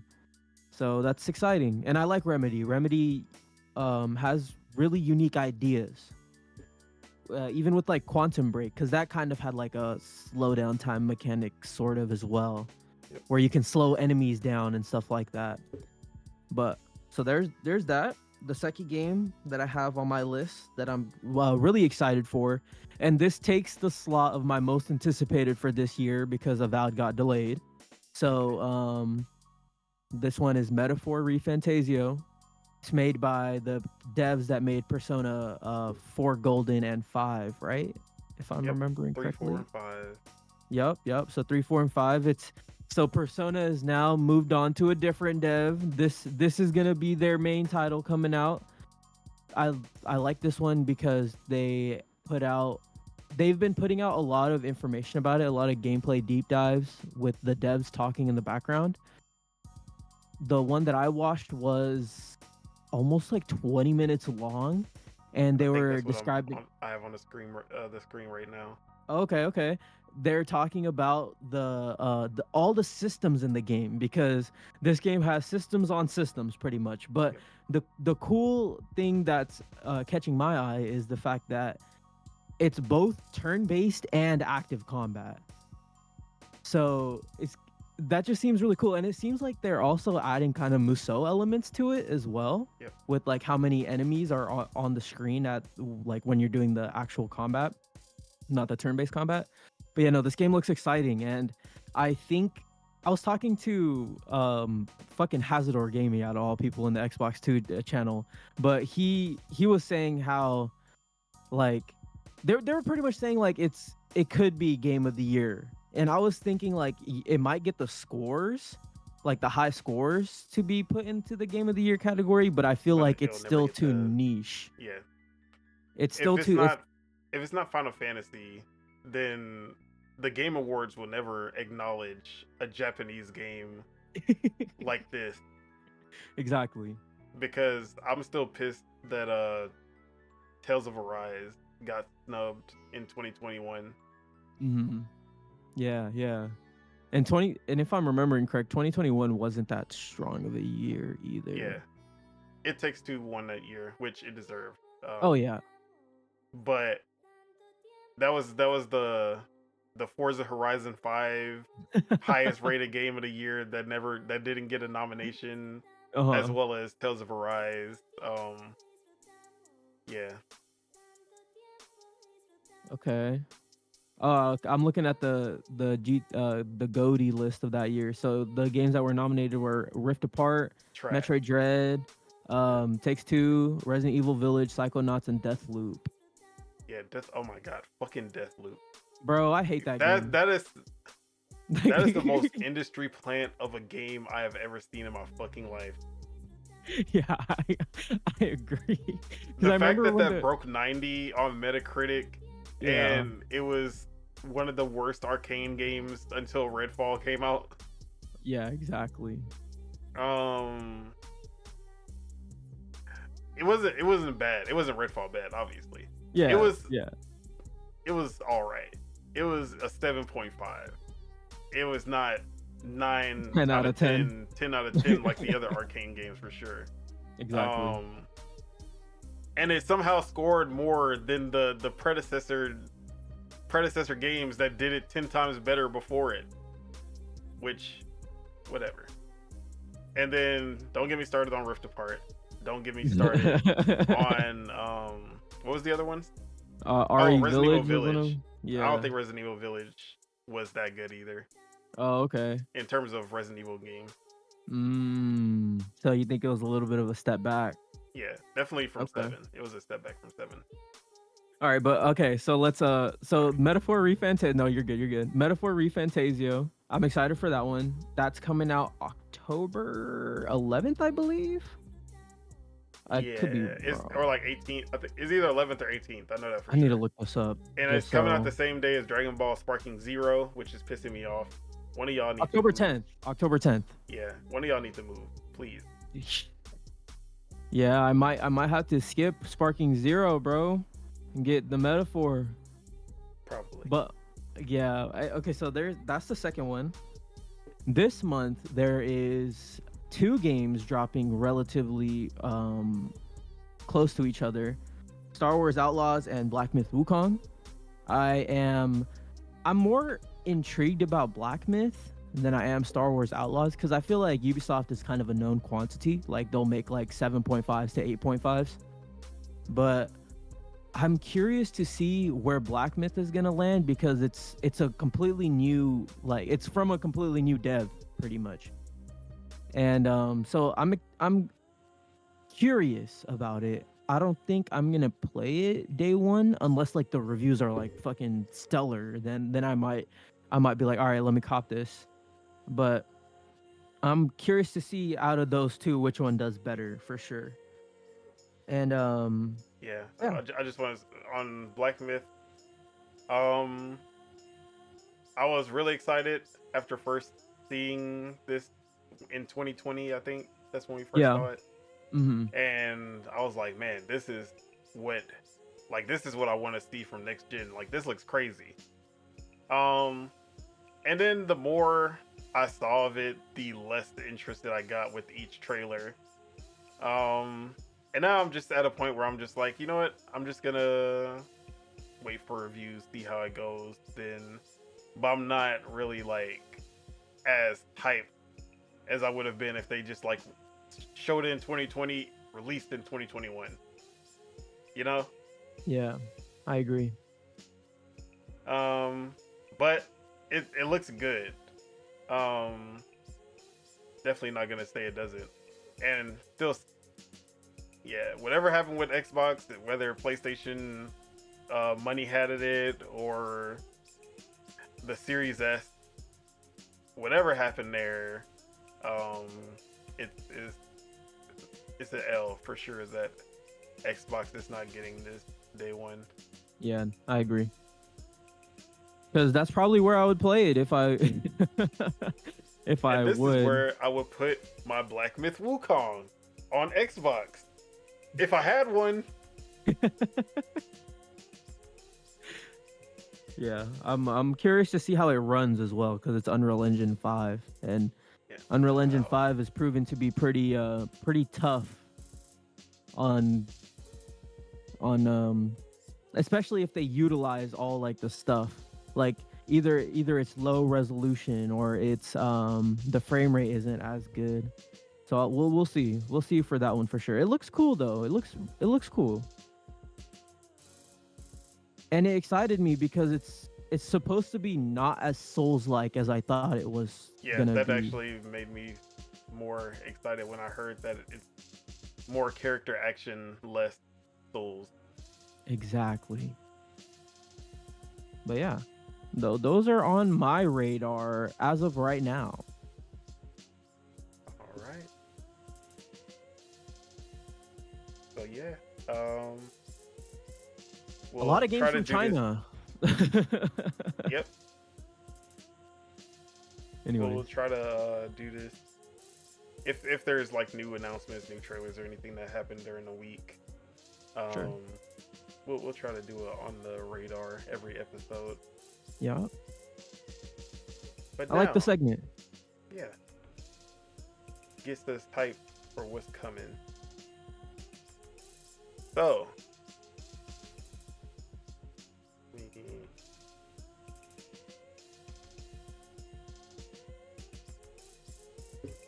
all right, what's the next thing? Oh yeah, so we have some topic discussions. I have a couple, you have some as well. Yup. So we're just going to get right into it. So, first discussion that I had, what are some franchises that you love as a whole that have that one thinker, that one bad entry that you were either disappointed by or you just don't like at all, you despise it? Okay. And this could be first? video games, movie franchises, books, anything. Okay. All right. Yeah, I'll go first with this one. So, I love Halo, but I really I I don't want to say hate, but I don't really like Halo 5 kind of at all, to be honest. Like I tried to play it relatively recently. Everyone in that game, they're major sweats. So whoever is still playing that game, super Yeah, sweaty for sure. and not casual at all. 2, the campaign. The campaign is one super short, ends on somewhat of a cliffhanger, and it does not deliver on the promises of being like a Locke versus Chief story. So the marketing that was with Halo 5, it completely kind of lied about what the game was. So that also has something to do with it. They gotta catch hands for that one. Not gonna They lie. got they gotta catch. I need to hands. find whoever was in charge of the what was it called? What was the marketing called? It was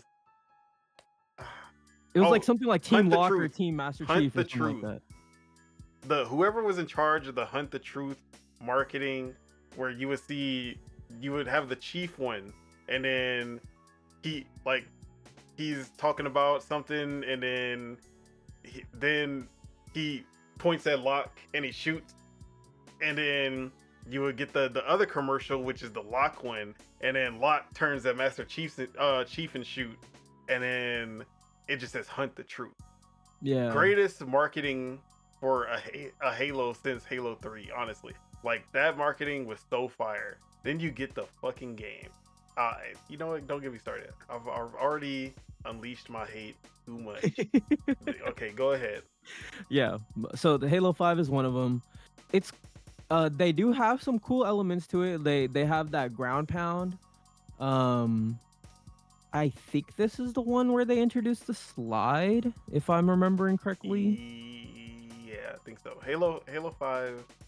It had the charge, so Yeah, you can like I you love sprint and Halo charge. 5's multiplayer.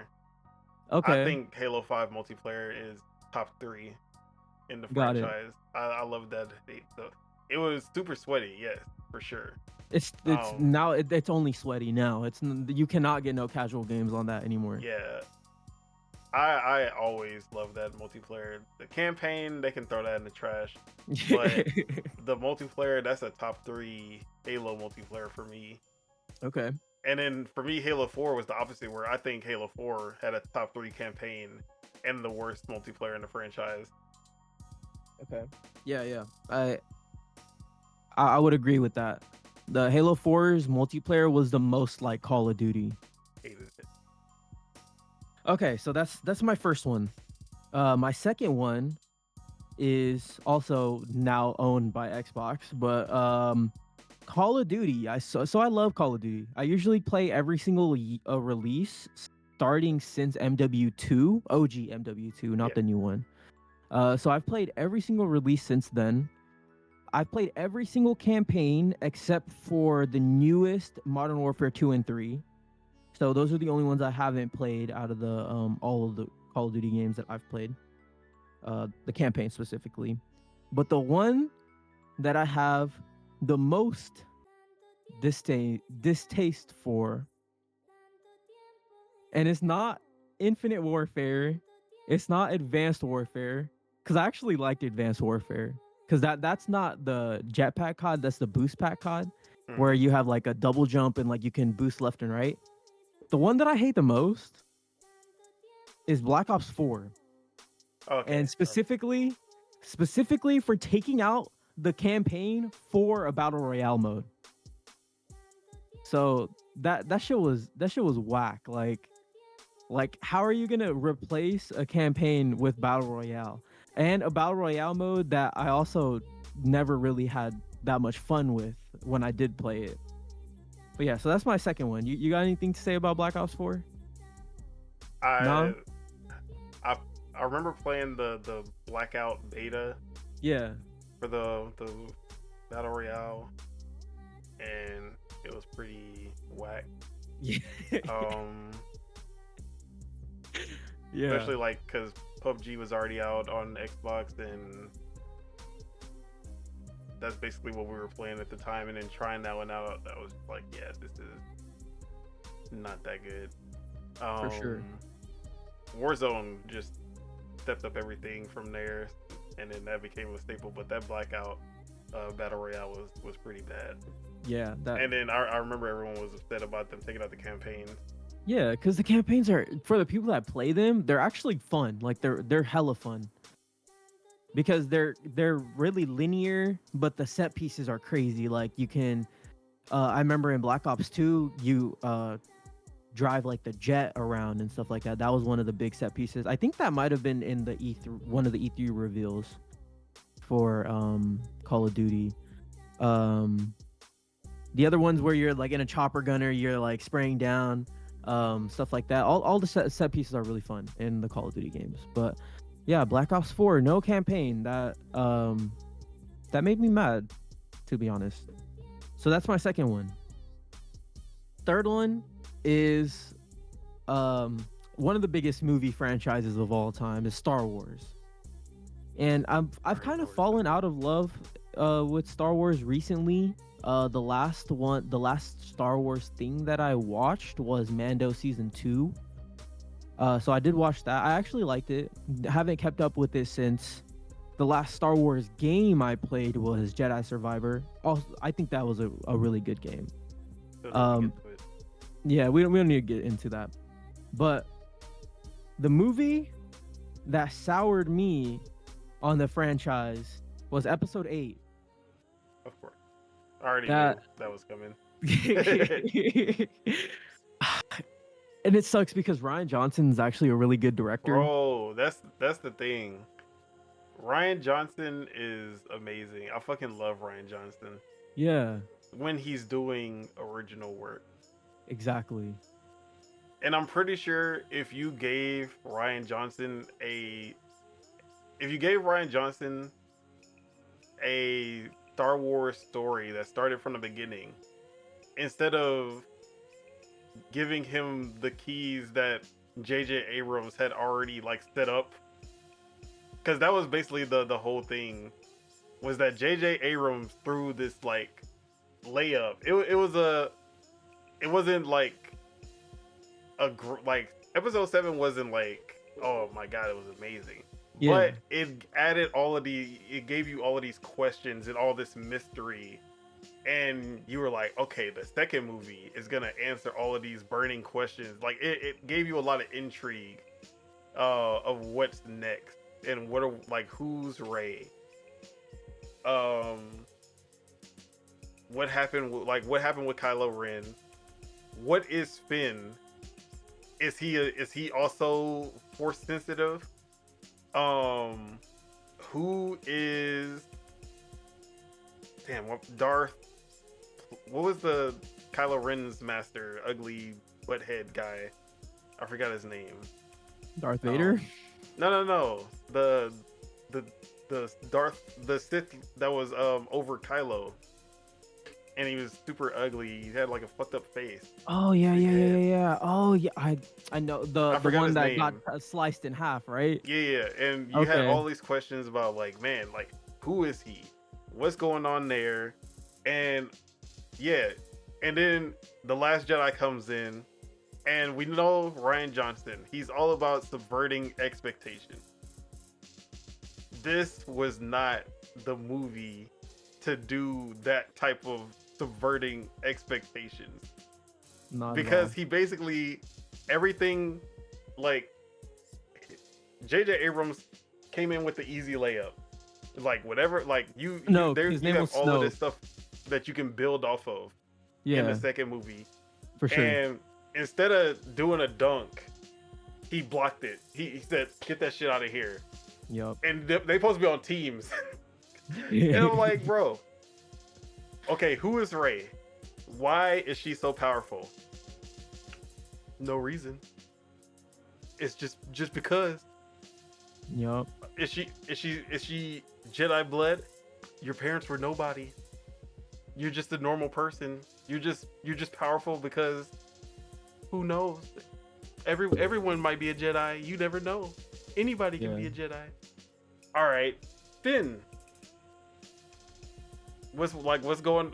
Okay, they started this whole romance thing between Rey and Finn. You felt the connection. They were great together in 7. Let's just just keep them apart. No romance between them. He's gonna do these weird side quests with this other crew that ends up going absolutely nowhere and actually ended up ruining all the plans. That whole Yeah. And then okay, Luke, we knew we were getting Luke. Like, man, like she goes to the island, finds Luke. Luke is handing her the lightsaber at the end of 7, and then he's like, haha, psych, I actually hate Jedis and I'm a bad person and I don't want to I don't want to do anything that has to do with I'm just gonna be a hermit on this island. I'm Luke Skywalker. It's not like there's not a million comics about all of my accomplishments and exploits and me becoming a gray Jedi, and I've dealt with the dark side, and I've like if you do anything about the comics, Luke knows that he basically finds out that yes, there is a dark side, but there's the dark side doesn't have to inevitably make you bad.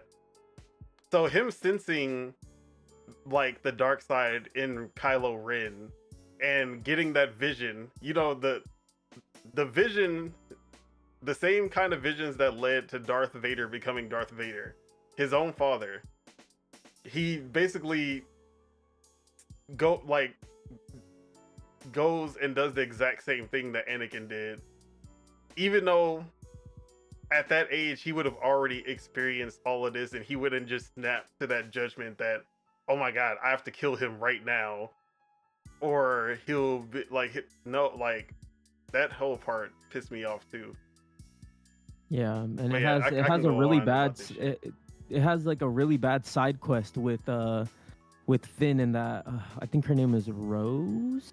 Yeah, Rose. Yeah, And then what's his that name? side quest on the casino planet or whatever. That shit was so stupid. Bro. Like it was just all eye candy, and it's like, dude, And then where did it lead? Nowhere. nowhere. And it just ended up fucking up everything afterwards. Yep. But yeah, Um, that is episode 8. It low key soured me on Star Wars, which is funny because the prequels didn't even do that. I actually I can find enjoyment in the prequels. I mean, but- I can't say I hate the prequels. I just hate 1 and 2. Yeah, 3 was yeah. made. No, for sure. That's understandable. Well, 2 is kind of like a completely 2 is cool because they showcase where like the clones are made and stuff like that. But yeah, like they have 3 especially has like a lot of redeeming qualities. Yeah. And it has that super iconic fight scene between Anakin and Obi-Wan. Bro, Where I missed the prequel fight. yeah, and the prequel fights fights actually were have so choreography. amazing. Like they actually have choreography. They're not just people Sword just fight. exactly. Just regular medieval looking sword fight. Flipping, throwing lightsabers, like chopping hands, legs, arms, heads. Exactly. Bro. They have some redeeming qualities. Yeah. Yeah. But yeah, so that's one of the ones which I wouldn't say I love Star Wars anymore because I haven't really kept up with it. And I heard one of the newer things is actually pretty bad. Forgot what it's called, but I know what you're talking about. You're talking about it's new. And I Yeah, think it's a female it's Jedi as well. No, not Visions. It's I Star think Wars. it's called the Acolyte or something like Yeah, that. the Acolyte. That's what it is. Yeah. But yeah, okay, so let's move on from Star Wars because I still am curious about the games. I'll say that. Like, if there is a new Star Wars game, I still would like to check it out. Like, I'm interested in Outlaws. I want to see how well or how bad it does with reviews. And like I said, I've played Jedi Survivor, and I think that is one of like the better games that came out last year, performance issues aside. Because they eventually did fix the performance issues for that game on consoles. I don't know how it is on PC though. But okay. My last game I have is in a series that is thought to be this, it is this originator of the superhero comic book games being done right in the Arkham series. But I specifically don't like Arkham Knight. And I think it has a great story. It still has that same gameplay, like the combat is still good. But the thing that turns me off from Arkham Knight is there's no real boss battles in the game. All the boss battles are done in the vehicle. Yeah. So that's one of the main reasons that makes me not like that game as much as the other ones in the series. But still graphically amazing. The art style still holds up to this day. Like I said, the story is still good, and obviously voice acting amazing. It has Mark Hamill, another Star Wars tie, so it has Mark Hamill as the Joker. It has Kevin Conroy as the Batman. He definitely has like the best rendition of Batman for sure, and can never be replaced. But yeah, Arkham Knight, specifically the Bat Tank. Don't Don't mess with the bat tank too much. And I remember being really annoyed at the puzzles with the bat tank too. But I love but yeah, that game, but you, mostly because they improved on the combat so much that I didn't mind the missing boss battles because just taking out mobs of enemies was still just fun as hell. okay. And I did like the Batmobile stuff. Um, I never felt like it was too much. I Mm. know a lot of people did though, but I enjoyed being in the Batmobile whenever it was one of those sections. I mean, the tank part after a while, especially the Deathstroke battle, I was like, bro, okay, I understand. Like, I like this is Deathstroke. I want a hand to hand, not tank to tank with Yeah, and it's crazy Deathstroke. because in I think it's in Arkham Origins where you do have that like hand-to-hand battle with him, right? Yeah, And that battle is sick. But that's another Arkham Origins doesn't get enough love in my opinion. I never But even played it. yeah, I played it on the PS3. Not a bad game. It has it's kind of funny because that game actually has some really good boss battles. It has like a boss battle with Bane on top of a really tall building. That's really fun. It has that battle with Deathstroke. But yeah, a little bit of a weird dichotomy with those two, where it's like one game is made by the B team over at Warner Brothers, making Arkham Origins. Game has cool boss battles. The other one is made by the A team, has really bad boss battles. But yeah, those are my games though for All right, my series that I love, but games I hate in the series.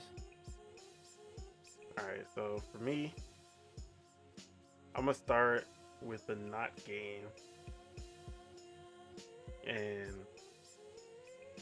one of my favorite franchises of all time.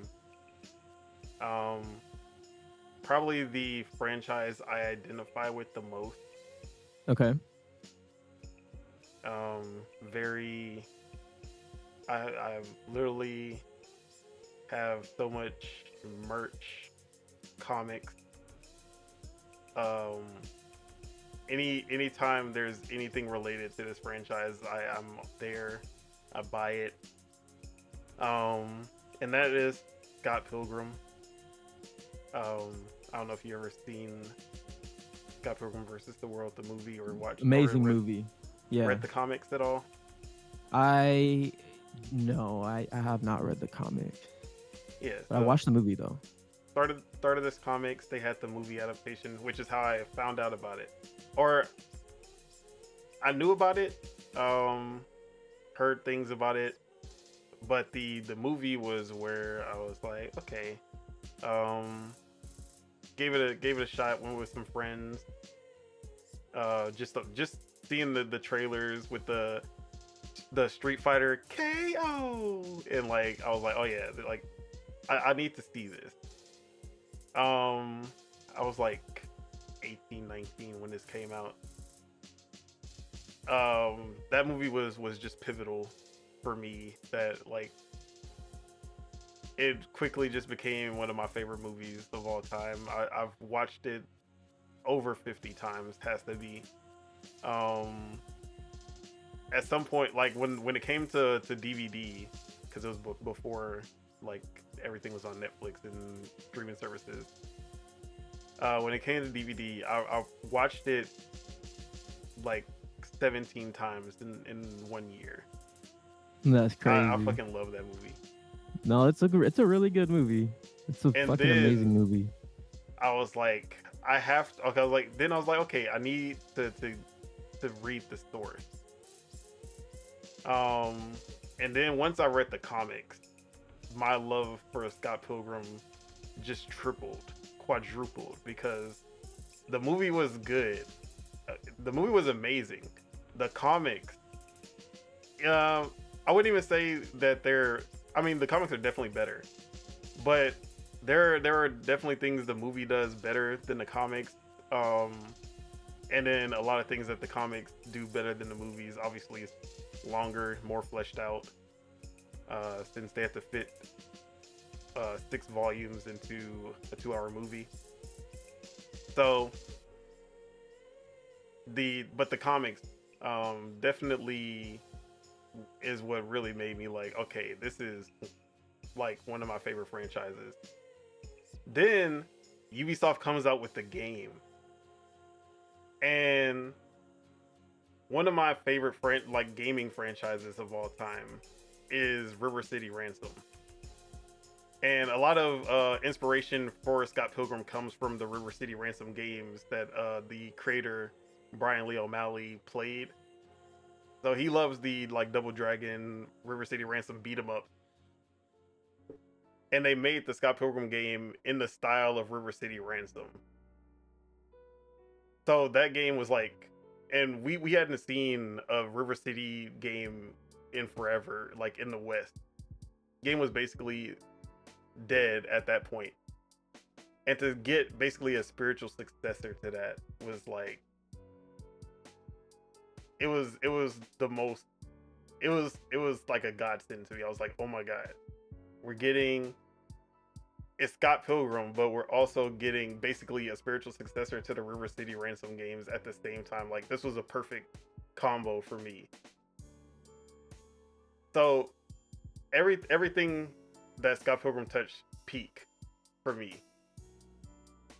And the one thing I've always wanted, I was like, okay, the only thing that would just make everything come together for Scott Pilgrim is if there was an animated series that just went over the comics, that just followed the comic story, but just animated. And that would basically be the perfect adaptation for Scott Pilgrim. A couple years back, we got the announcement that Netflix was picking up a Scott Pilgrim anime, and I was like, no fucking way, they're actually doing it. Last year they showed the trailer, and you got Science Haru, amazing anime studio. They got the comic style with some like anime flair to it. It looks perfect. It looks beautiful. They showed a trailer. It has all of the scenes from the comics that you see, a lot of the scenes that don't show up in the movie, and I'm just like, they're doing it, bro. They're doing it. This is the dream. This is my dream come true. Scott Pilgrim takes off. This is the one adaptation I've been waiting for my whole life, ever since I read the comics.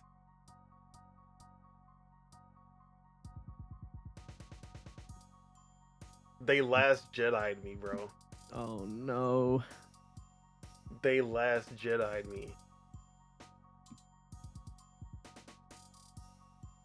So, first episode, it goes how the comics go. They make some deviations, they skip some parts. I'm like, okay, whatever. But for the most part, they're following the story to the T, and everything's going like how it's supposed to. And he gets to the first fight with Matthew Patel, the first Evil X. The fight is crazy. It is like beautifully animated. I'm just like, oh, this is so sick. Then gets to the final punch, kick, whatever it, and then Scott Pilgrim dies. And then dumb. I said, what? I was like, oh, it's gonna be a joke. You know, they're gonna like do a little, it's a jokey joke, haha. Next episode he's gonna be back, and you know, he did not come back. From there they go this alternate storyline where Scott Pilgrim dies, and you follow Ramona for the most part. But then she finds out that Scott Pilgrim's alive, but he's in a like he's alive, but he's not in their world or dimension or whatever.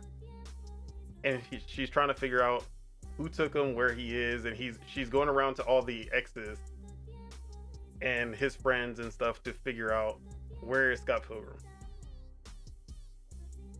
And you start to get different, like all the characters start to change because Scott Pilgrim isn't there.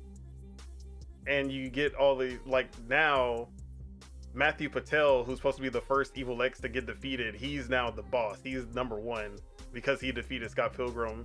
And Gideon, the actual like final boss, he's the weakest, and he gets beat by Matthew Patel. He loses his position, and he just becomes a bum. And I'm like, and at first I was like, you know what, this could work. They might be trying. They might actually still be cooking. I gave it a chance. Episode 3, they had this really good episode featuring the fourth Evil X, which was the girl. And I was like, okay, they cooked this episode. I see what they're trying to do. They're trying to basically flesh out all the evil X's in like in a cool way. I was like, you know what? They might got something here. I might still be with it. Then they just start to like just deviate from who these characters are. The characters no longer act how they do in the comics or the movies. They just don't feel like the characters. They do things that aren't characteristic of them. Is like they're not even the same person. It was like the writing, how everything ends up at the end of the story. There was nothing that I felt good about, and I was just like, I can't believe they did this to me. And I was really just like, That's bro, so disappointing, bro. all they had to do was adapt the comic. And even if they did go this route, there were so many better ways that they could have handled it. And it just did not live up to any of that was like the most hype thing, like out over any game, movie. Like that was my most anticipated anything in a long time. And yeah, bro, I was hurt for weeks, months. I was still on Twitter like, Brian Lee O'Malley, why did you do this? Netflix. Yeah, the creator, creator, the actual creator of the. Bro, I'm over here atting this man. I'm like, hey, I was like, bro, if I ran into him, I would have to I have to square up, bro. Like honestly, I'll be like, bro, come on, put your hands up. That shit pissed me off to no end. Even to this day, I still think about that shit. I'm like, bro, I could never forgive them for this. And then he has these new Scott Pilgrim comic collection coming out, and I'm like, yeah, that's day one. So yeah. Yeah, that's fucking disappointing to hear, bro. Just when you get the easy layup, just take the easy layup. Is all I have to say. Okay, but this is the thing, they could have did that after doing the adaptation. It could have been a season 2 where they did all of that. Not yeah. You know what? It's all right. Maybe it's in their mind. It's like, oh, we already got the adaptation with the movie, so maybe that's why they didn't want to do a faithful like animated adaptation. Are the voice actors are the same, right? Yeah, from they the used movie? all the voice actors from the movies. Which you can tell a lot of them don't know how to voice act. Yeah. Because they are not the best voice actors for, like, they work in movie, but as a voice actor for an anime, they did not. A lot of them didn't do that good of a job. So yeah. Damn. I don't know. What a shame. But yeah, that was Scott Pilgrim. Okay. As far as games, okay. So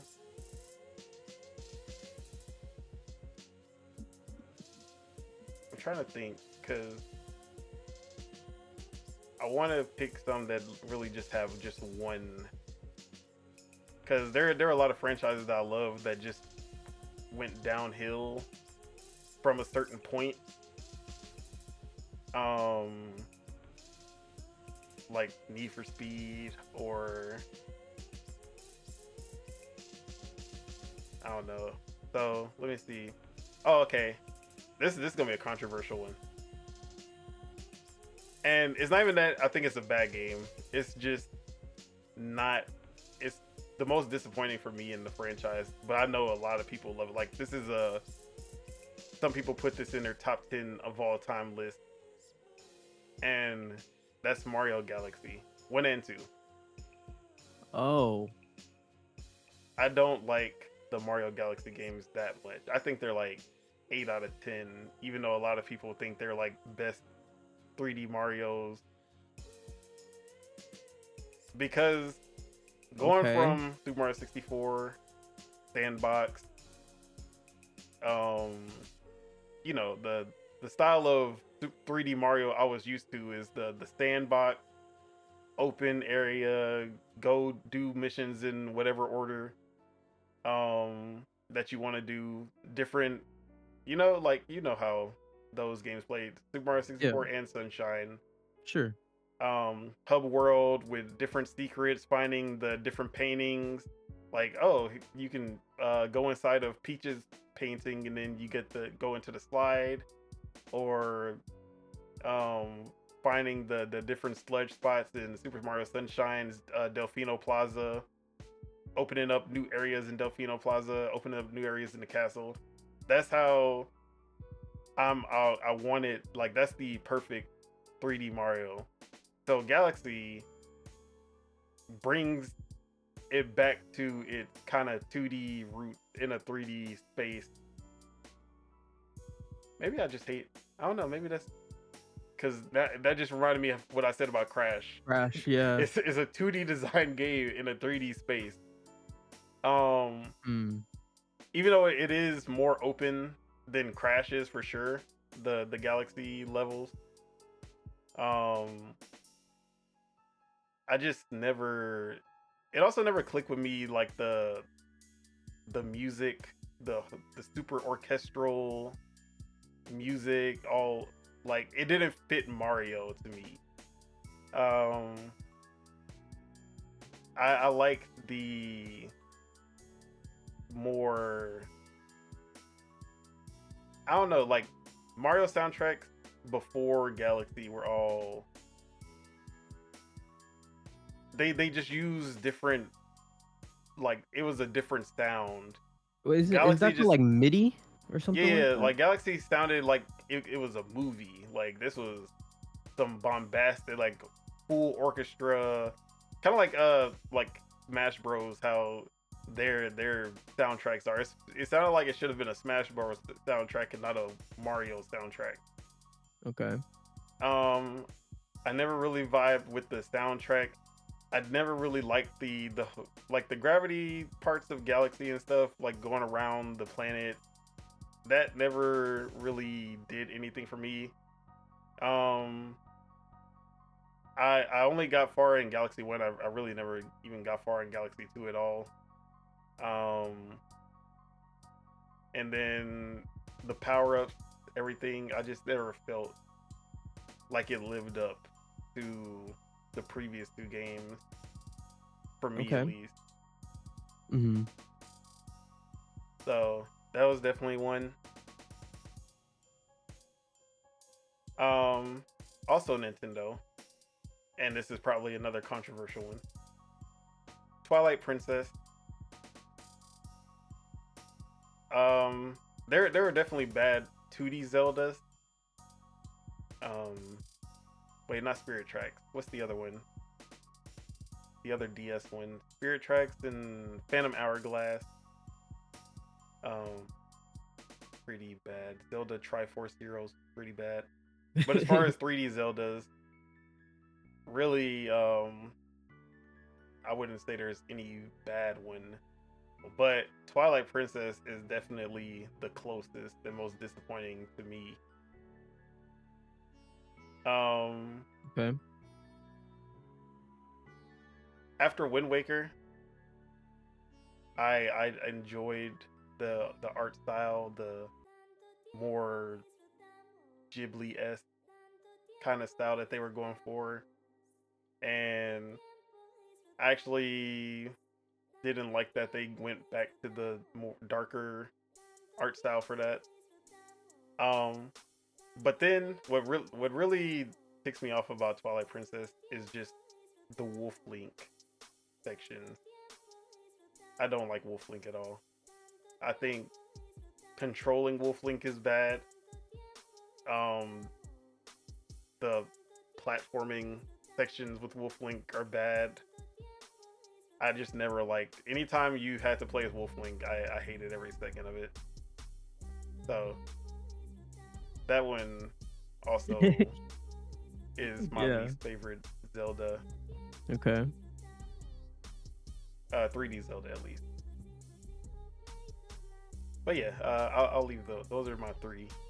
Got it. Okay.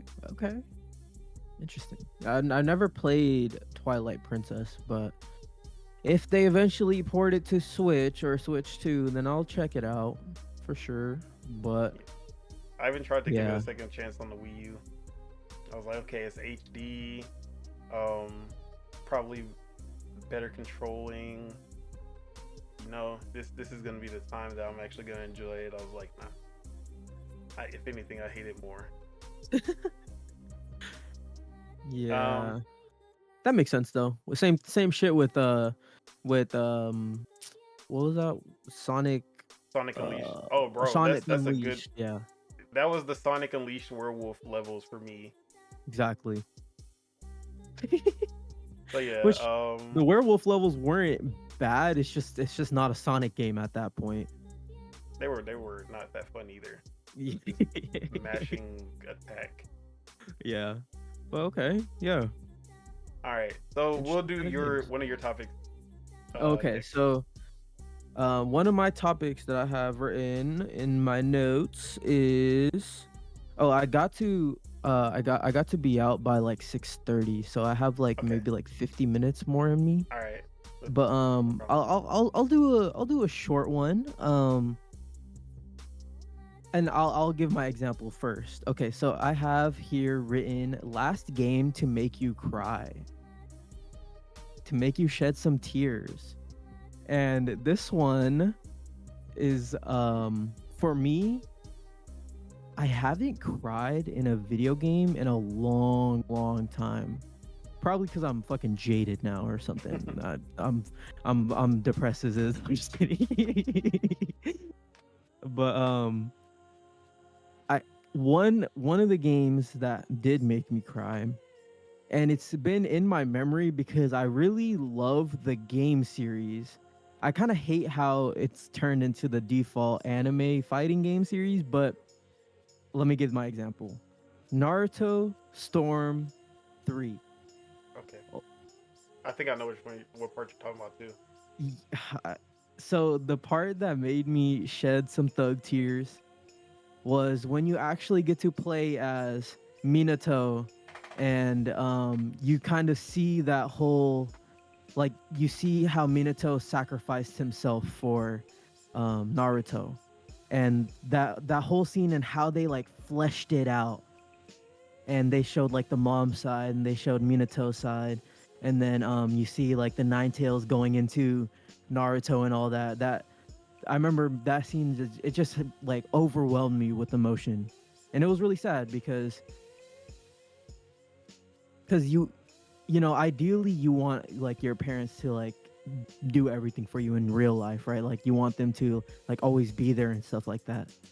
and it just shows how much they sacrificed for him and for him to like stay alive and stuff like that. It was just a really sad scene. So that was my one example that I had. What I about you? thought you were gonna actually go with the Jiraiya scene. Oh, okay. No, I think that's in 2. No, It might have been. I think it's Yeah, in. I think the that was stage. in 2. Yeah, that would have been in 2. No, but I cried in the anime in that one. Yeah, definitely. That was my guy, man. Jiraiya.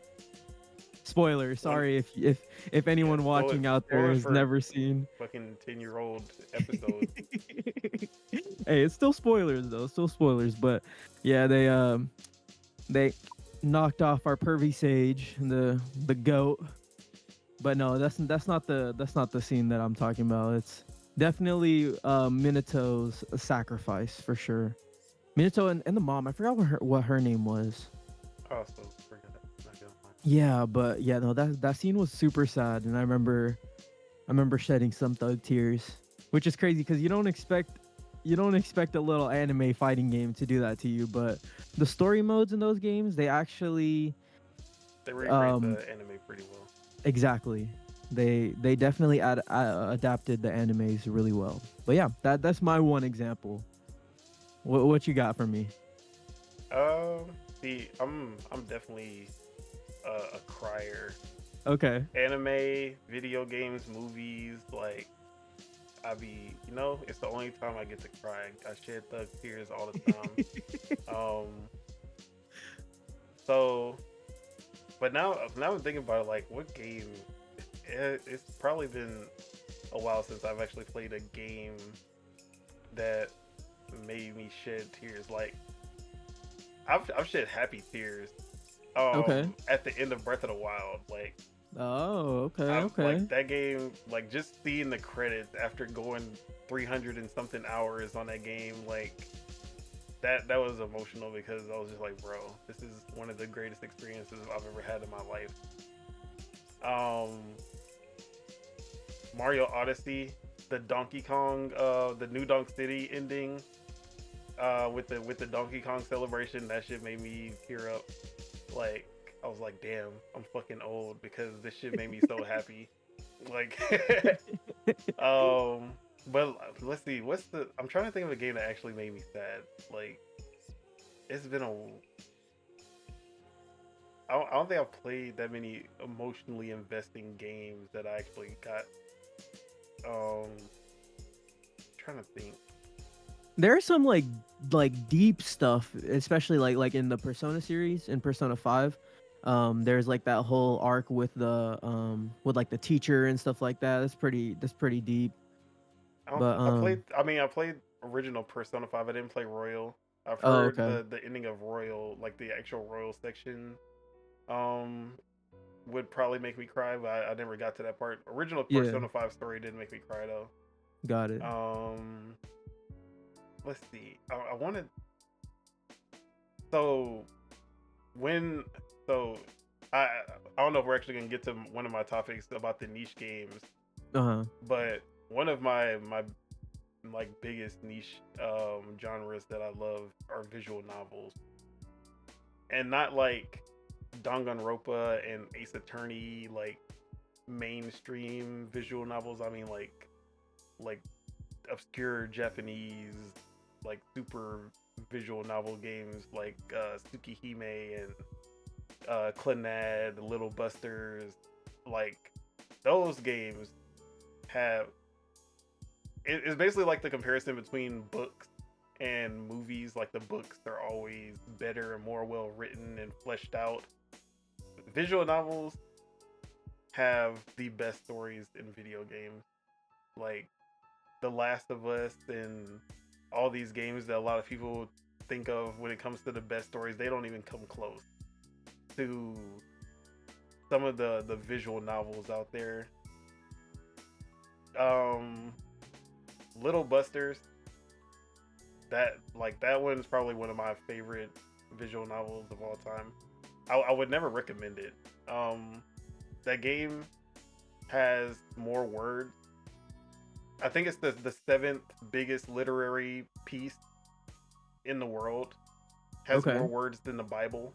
Jesus.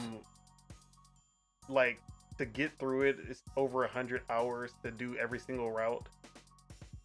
Probably more than 100 hours. It was crazy. Like I spent every night just playing out, like just reading hours of that visual novel and going through all the different routes to get to the secret ending, which like the, or I guess not the secret, but like the true ending, which Mhm. fucking broke me, bro. I was like, that game had me like, I was bawling like 2 a.m. playing this game, and it wasn't like, you know, you see the scene and you cry and then it's over. Like it was like I'm playing through it and I'm nonstop crying for like hours playing this game. Fuck. Like Yeah. that shit broke me, bro.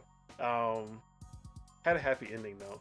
When Okay. like, but everything leading up to the ending was like Was rough, huh? devastating. Yeah, but I'm really, I can't think of any game like recently. Okay. But yeah, if for my people out there, if you read books, I would recommend visual novels because they're basically choose your own adventure book. Like, Oh, that's a great way to put it. yeah, the writing, the stories, and then you have the voice acting and everything. Really good voice acting to basically like drive the writing home. Is they're fantastic. I have, that's my niche genre that I always have a special place in my heart for. But yeah. Okay. Okay. For sure. Did you want to go into the niche genre? The niche genres. Yeah, I mean, I basically Let's just said see. mine. So the as I said earlier, like I love platformers. I don't know if you would consider those niche or not, but I mean, not. I think certain platformers are niche, right? Like you I could feel say like like, a Penny's Big Breakaway, like that's a pretty niche title. yeah, But obviously some aren't. Like obviously like fucking like Mario and Sonic and all those. Like everyone knows who Sonic is, everyone knows who Mario is, but but then again, It Takes Two sold like 10 millions, and that was basically a platformer. yeah. Okay, As a so new IP. some platformers are niche, but overall not super into or not super niche, I guess. The other one that I like are like the Telltale style games where they're kind of like point and click adventures, but it's also like choose your own narrative. You get to pick your own dialogue options and stuff like that. Um, like a Detroit Become Human, Yeah. or obviously like the Telltale games like the Walking Dead series or The Wolf Among Us. Though I really like those games. I don't know if those are also considered niche, but they're not as big as some other genres. Yeah, And they then used to be pretty popular, but now they've kind of died off. And the yeah, oversaturation happened. exactly. And then the third one that I had listed here are like walking sim type games. Like I'll enjoy a nice little 4 or 5 hour walking sim here and there. What are you talking about? The Last of Us is one of the biggest games out there. The Last of Us isn't a walking sim though. It's more of a survival horror game in my eyes. But okay, that and then Hellblade 2 obviously that's kind of like a walking sim. Definitely did not sell as well as the first one, so there's that. But yeah, but there are some niche genres that I do want to get into though for sure, like the strategy games or like the 4X games. Also like tactical role playing games, kind of like Wasteland. Like I want to get into more of those genres as I expand my gaming repertoire. But yeah, I don't necessarily. I tend to play games that are like a mix of genres. Those games usually excite me. Like I said with Metaphor, like that game kind of looks like a blend of Yeah. multiple different genres and stuff like that. And I think oh, and would you consider Metroidvania's niche? Oh no. No? Okay. There's way too many Metroidvanias, and there's way too many that are successful for that to be A niche. niche. Okay, for sure. But yeah, tactical role playing games. Like I was looking at Jagged Alliance 3. I don't know if you've heard of that game. Yeah, Yeah, and that game is crazy because the second title came out in 1999, and then the third one came out in last year. So it's like literally almost like a 20 something year wait, 23-year wait between titles. And apparently it's still good. So I was looking at specific games, and then there's the one that you gave me. I keep on forgetting how to say it. Miasma. oh, Miasma Chronicles. Yeah, there's that one that I should probably get to soon. But yeah, I have some in my backlog that fit these certain niches. But what about you? What are some of the So niche genres that yeah, you so I like? said visual novels. Um, for for me, since I play, I don't think there's a genre that I really just disdain or I would never play. Mm, Um, I basically will play anything in any genre. So the ones that I feel that are like that I love that are like really niche. Um, maybe not to. There are some that are niche to the main like to the hardcore gamer that I like match 3 puzzle games. I okay. I really love match 3 puzzle games like um starting from Bejeweled and those type of games which is why I love play like I love mobile games even though I talk shit. Like obviously, I'm never gonna put a mobile game in my game of the year or anything like that. But or I shouldn't say never. Um, but there's certain mobile games that I really like because that's the only way you're gonna find match 3 puzzle games or uh, certain games that you really only find in the mobile genre. So games, there was a game called Sega Heroes. You've probably heard me and Spitta talk about that game and keep begging Sega to bring that game back.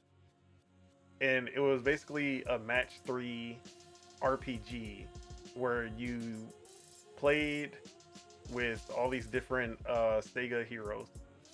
Obviously, the name Sonic, Yakuza, Jet Okay. Set Radio, Yeah. um, uh, Golden Axe. I was about to say Final Fight, Streets of Rage, like all of their classics to their newer games, and it was a match 3 game, but it was also an RPG where you would level up these characters, you would build them, and then you would do 1v1 battles using match 3 gameplay to like attack your enemies and like depending on the type of move you did, if you like, oh, you did like a 5 in a row, or you did a like, I don't know if you actually played like match 3 games like Bejeweled and stuff like that, but you can do like combos, and then the more you do a combo, the more damage that you do to your opponent, and you would basically take turns trying to get like the best match, and then killing your like you're trying to take out your opponent, and all the characters have different abilities. That game was the like the most time I've ever spent on a mobile game. And it was actually really fair. You didn't have to spend money. Um, it was pay to win, obviously, but you could grind, and it wasn't like a really like it wasn't a bad grind. It was actually a pretty decent grind that you could get everything without paying any money and get to the top. Um, so I love that game. Okay. Another one that also originated from mobile games is I call it like it all started with game dev story for me, and it's these management games that are tycoon style games. Um, Starting with like the Zoo Tycoon, Lemonade Tycoon, and then going to the like game dev story where you open up your own game studio in a garage. You get to name what game you're gonna make. Like, oh, it's gonna be an action RPG with ninjas, and like you have to make sure you choose the right combo, um, the right combo that basically fits. Like, oh, you don't want to have a ninja game that a puzzle game. It's not gonna sell, and it's all about trying to make like these great combos, making sure that you have the right developers to make this style of game, and then trying to make as much money as possible, keep your studio afloat. And I love those styles of games. There is one that basically takes that formula that started with Game Dev Story, and it like just expanded on it to such a like really high degree. It's called City Game Studio. It's in early Okay. access, or no, it's not in early access anymore, but they're still updating it. And that game takes that formula and just like raises the bar so well, to the point where it's like you have a whole city of all these studios. You can take them over and basically buy them out. You can acquire the studios, put them under your banner. You open up all these different studios instead of just having one studio. It's like you have all of these different studios in the city, and yeah, it's really good. I've put it about, I think I put over 80 hours into that game alone. Like every time they Damn. have new updates, I go back to it. Yeah. So yeah, those are like my three, including visual novels. Those are like my three big niche franchises that I love, or genres that I love. Yeah. I actually I've thought of some more while you were talking.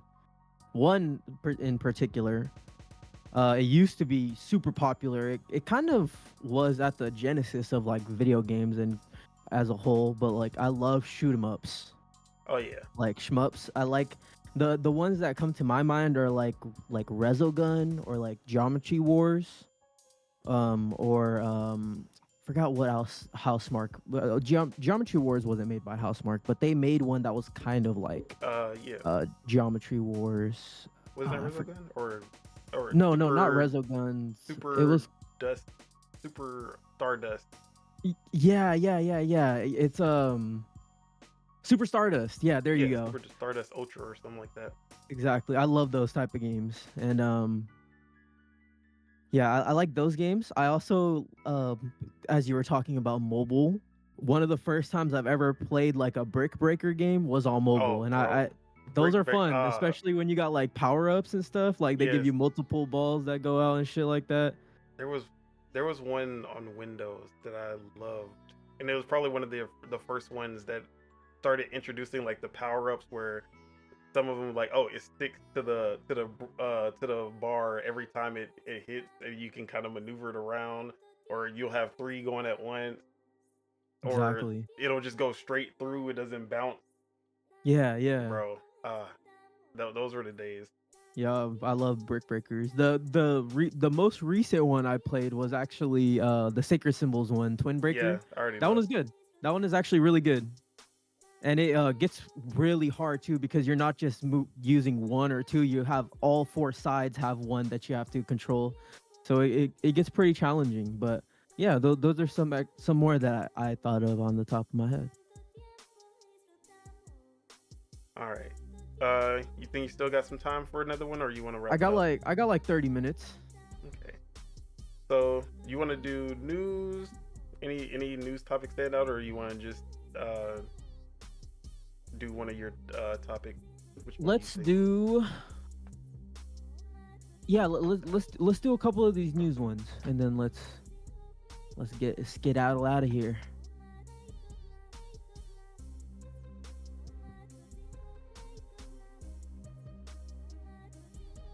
Yeah, let's do the news. The few news items that we have. Are we doing them? You think we can do them all? I mean, We it's we not can that try. much. Yeah, it's not that much. All right, we can rapid fire.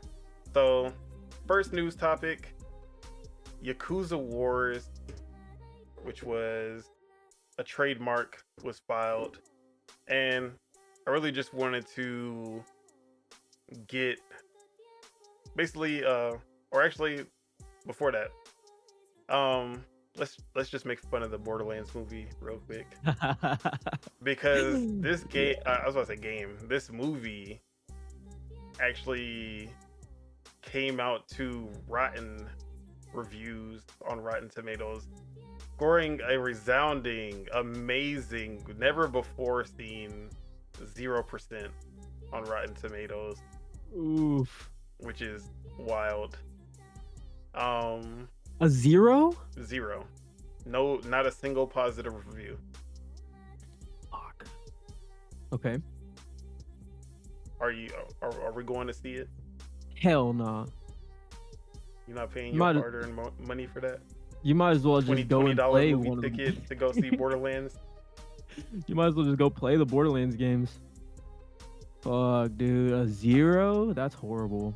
I actually, when I first saw the trailer, I was like,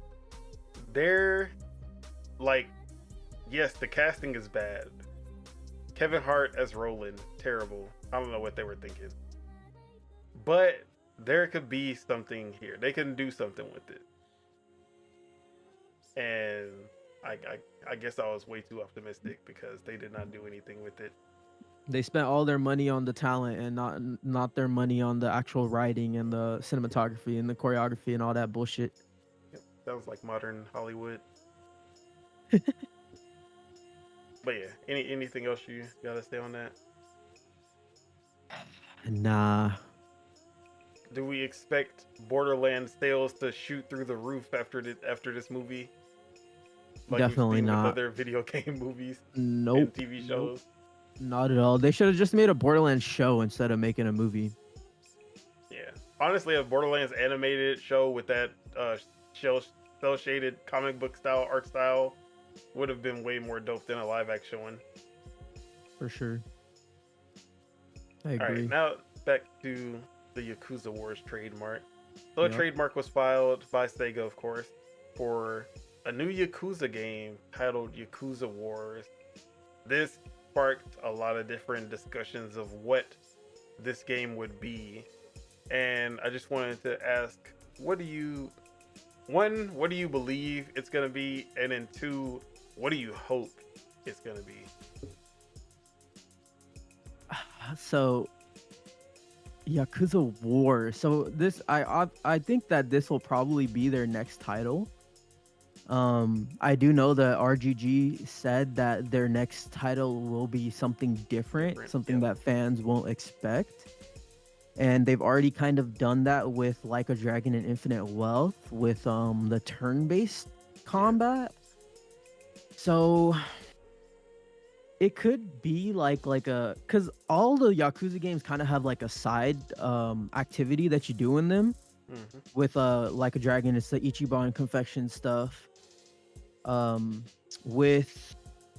There's always some sort of like sim element to it where it's like I believe in Kiwami 2 there's like some sort of like it's almost like a tactical game in a sense. Yeah, and I don't know what it could be, to be honest. It could be some sort of like strategy game. Like maybe even like a grand strategy game where you play as different factions. You got all these characters. You got to do like some sort of turn-based combat stuff like that. Like turn by turn, not turn-based as in like a JRPG. Yeah, it could be that. But what I want it to be, I think it'd be cool if they could like combine like the Judgment series and the Yakuza series and kind of like bring it back to how it was with like the fist combat. That'd be kind of sick in my opinion. Because the Judgment series does take place in Kamurocho and stuff like that. Yeah. So it does take place in the same stuff. So it'd be cool if they could blend those two together and get like some sort of like synergy going. But yeah, I don't know. This RGG's kind of been a wild card ever since their creative left. because he went to NetEase, I believe. So they've been very experimental, even with Ishin. Even that game, it's a little bit different from the other Yakuza games with the combat and stuff like that. Yeah. Well, that was a remake, so Oh yeah, that was a remake of like the older game, but yeah, still, PS3. like it still is different within the Yakuza series. But yeah, it could be anything. Yakuza Wars, that seems like a really like a broad title. So I hope it's something big, at least. What you think? Alright, so I have I have two things I think it could be, and Okay. then one that I really want, but I don't know if they one could pull it off, or two it would if they would actually do it. So the first thing I think it could be, which is something you brought up, um a tactical RPG going more Fire Emblem instead of Dragon Quest. Yeah. With the next entry where you're able to control all of the units, and basically you do a turn, move all your characters, attack, go into those wild scenes where when you do the attacks, have special abilities and all that. I think that would work really well in the Yakuza style, especially they already did turn based. I'm pretty sure they can pull off the strategy RPG also, and people will still be okay with it because they're already invested in the Yakuza universe at this point. So I think that'd be cool. I love strategy RPGs, tactics RPGs like that.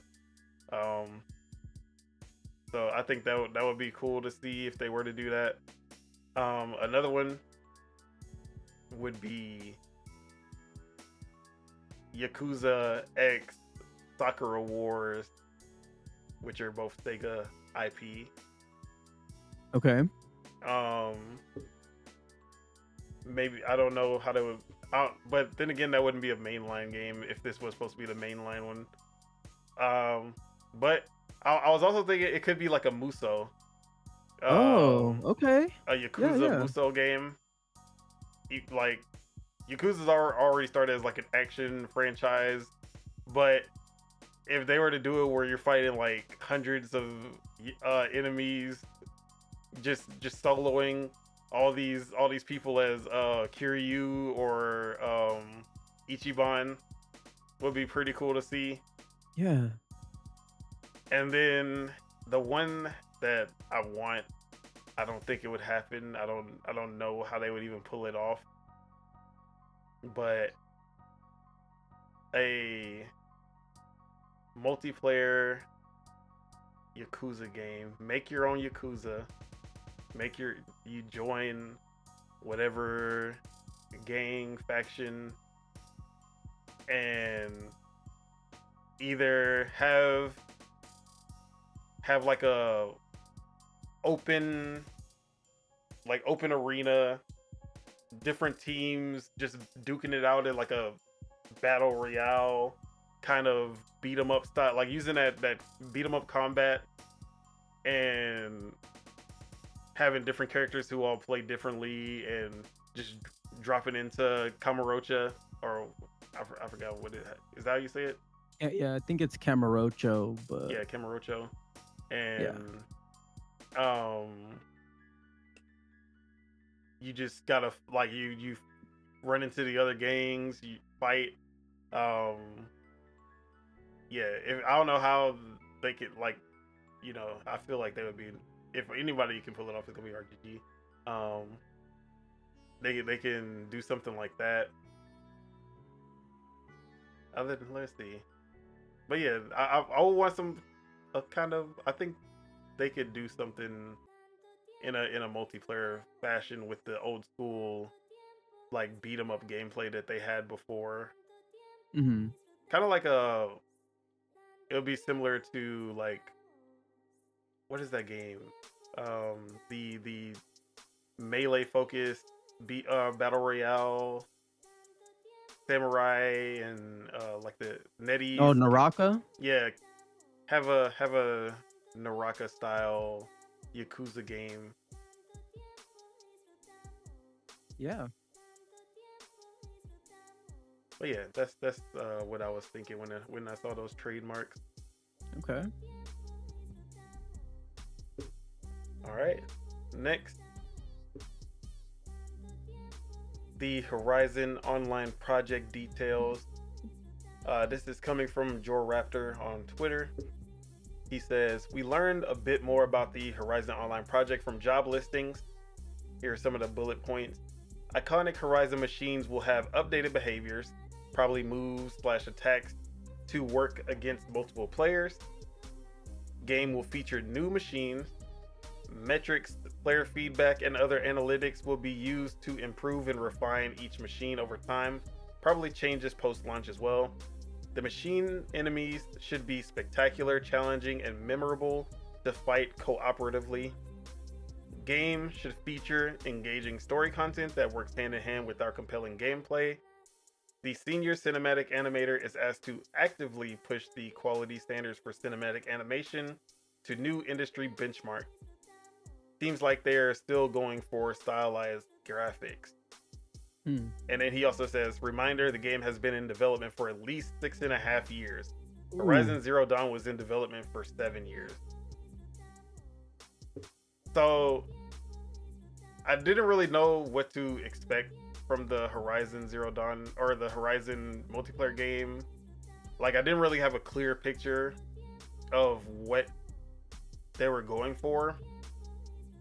But then, after reading this, the thing that, like, the game that I envisioned after reading this was Horizon Monster Hunter.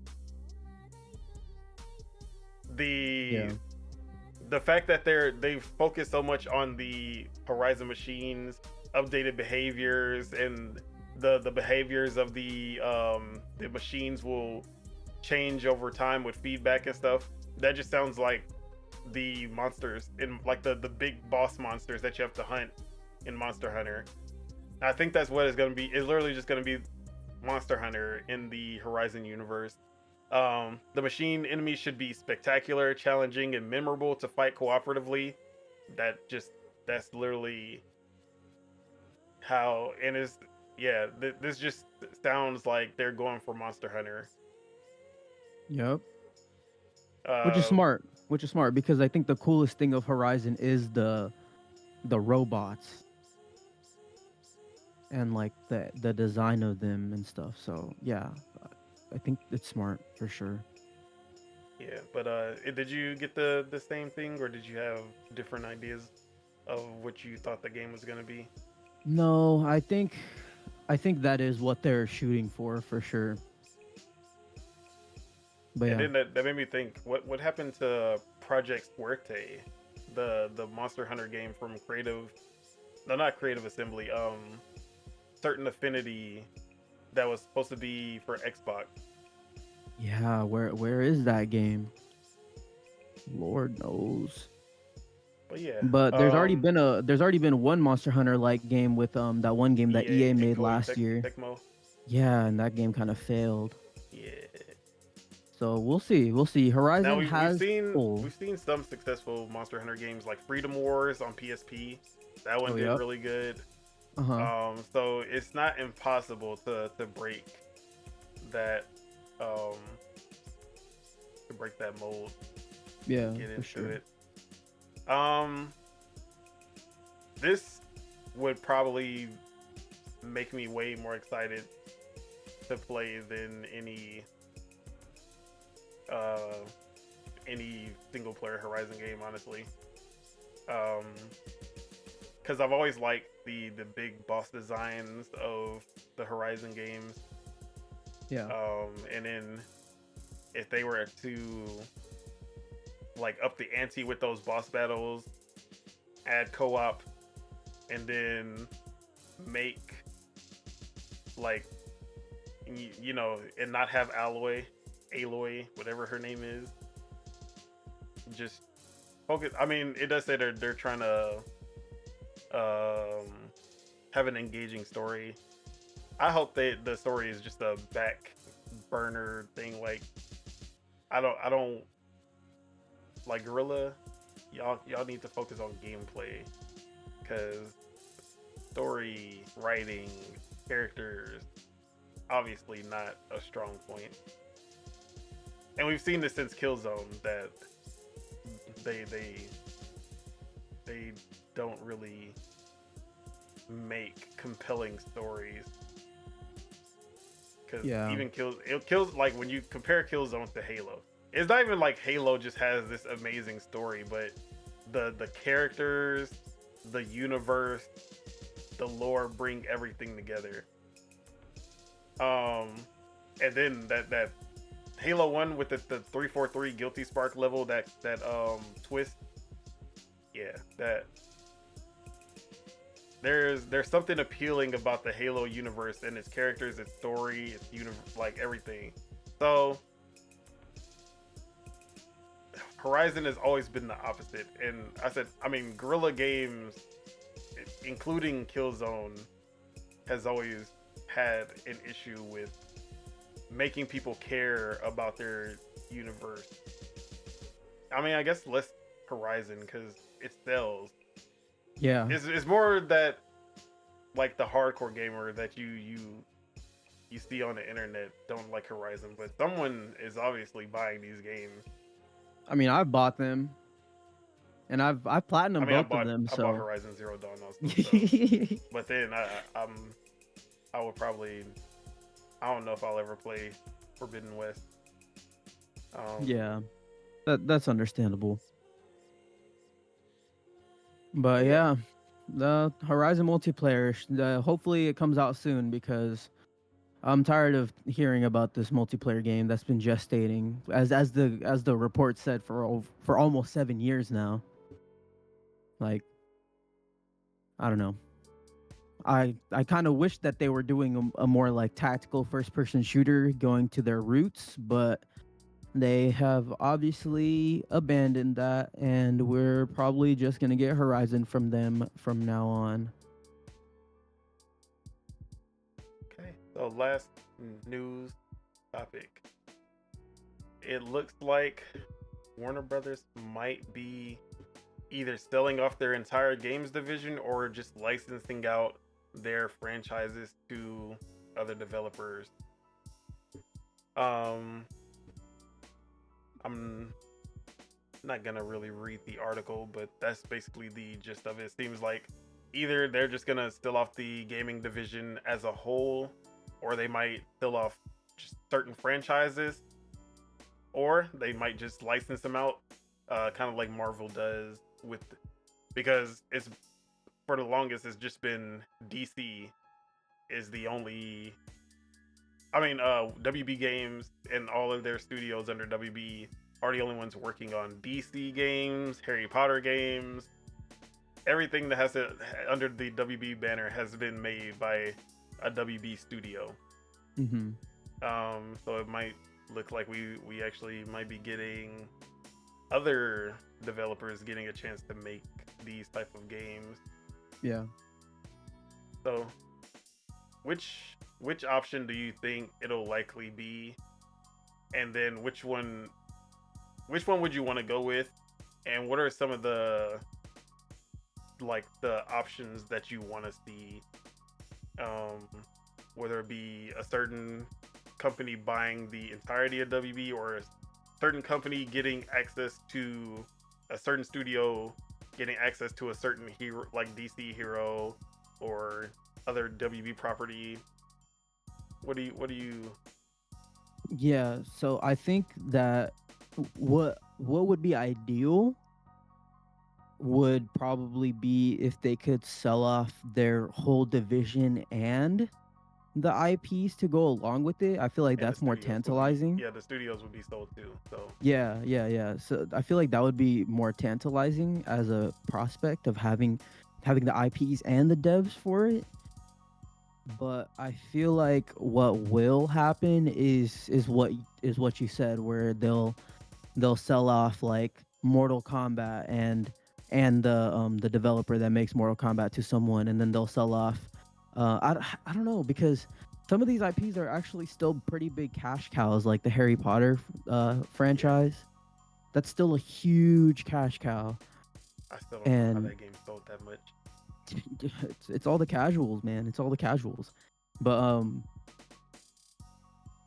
yeah, well, you gotta also think it's like their best studio was Rocksteady, and they lost their like main talent, their main like the heads of Rocksteady, and they formed a new studio, and now they're working Nitro with Star. Xbox Game Publishing, right? Yep, So supposedly.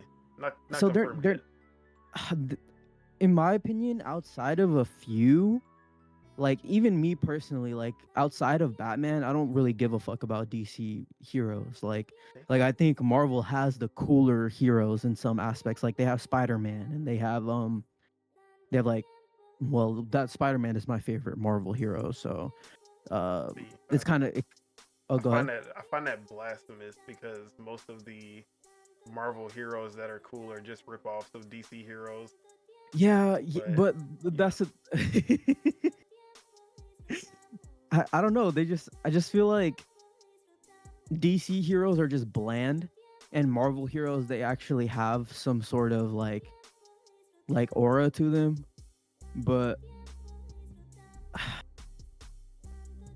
who even wants like Rocksteady or their that B team anymore, really, if you think about it. So I feel like if they're not able to sell off it as a big chunk, that they will go off and do we'll sell off Mortal Kombat and NetherRealms, and we'll sell off uh well, yeah, that I feel like that's the main one that is sought after. I don't know what else though. I well, don't know. I, It's look, confusing because acquisition season is over. It's pretty much over. They're like, companies aren't really looking to acquire. They're looking to lay off now. You know what I'm saying? So it's kind of, we're in an interesting era right now. What you think, real quick? well, go ahead and do like what you would want to see. Like, what do Okay. you think would be good? Well, so I still do want to see whatever whatever that Wonder Woman game is gonna be. I'm still curious to see that, but if it is just studios and not their IP, then I want to see Xbox acquire NetherRealms and make some sort of character-driven fighting game, like with all of Xbox's characters. I would want to see that. So that's me throwing something out there. Um, Other than that, I don't know, dude. Warner Brothers is kind of like they're not that interesting to me, outside of like the very few IPs. But I would like to see Xbox actually have a fighting game studio. I think that would be cool under their belt. But yeah. See, for me, during the Xbox One gen, WB was one of my favorite publishers. From Mad Max to Arkham Knight to Shadow of Mordor, one of my favorite games of that generation, Shadow of War. Um, yeah, they then the Injustice games, Mortal Kombat 10 and 11. They really didn't miss for me like during the Xbox One generation. It just seemed as soon as the generation started, everything just started to fall apart for them. Yeah.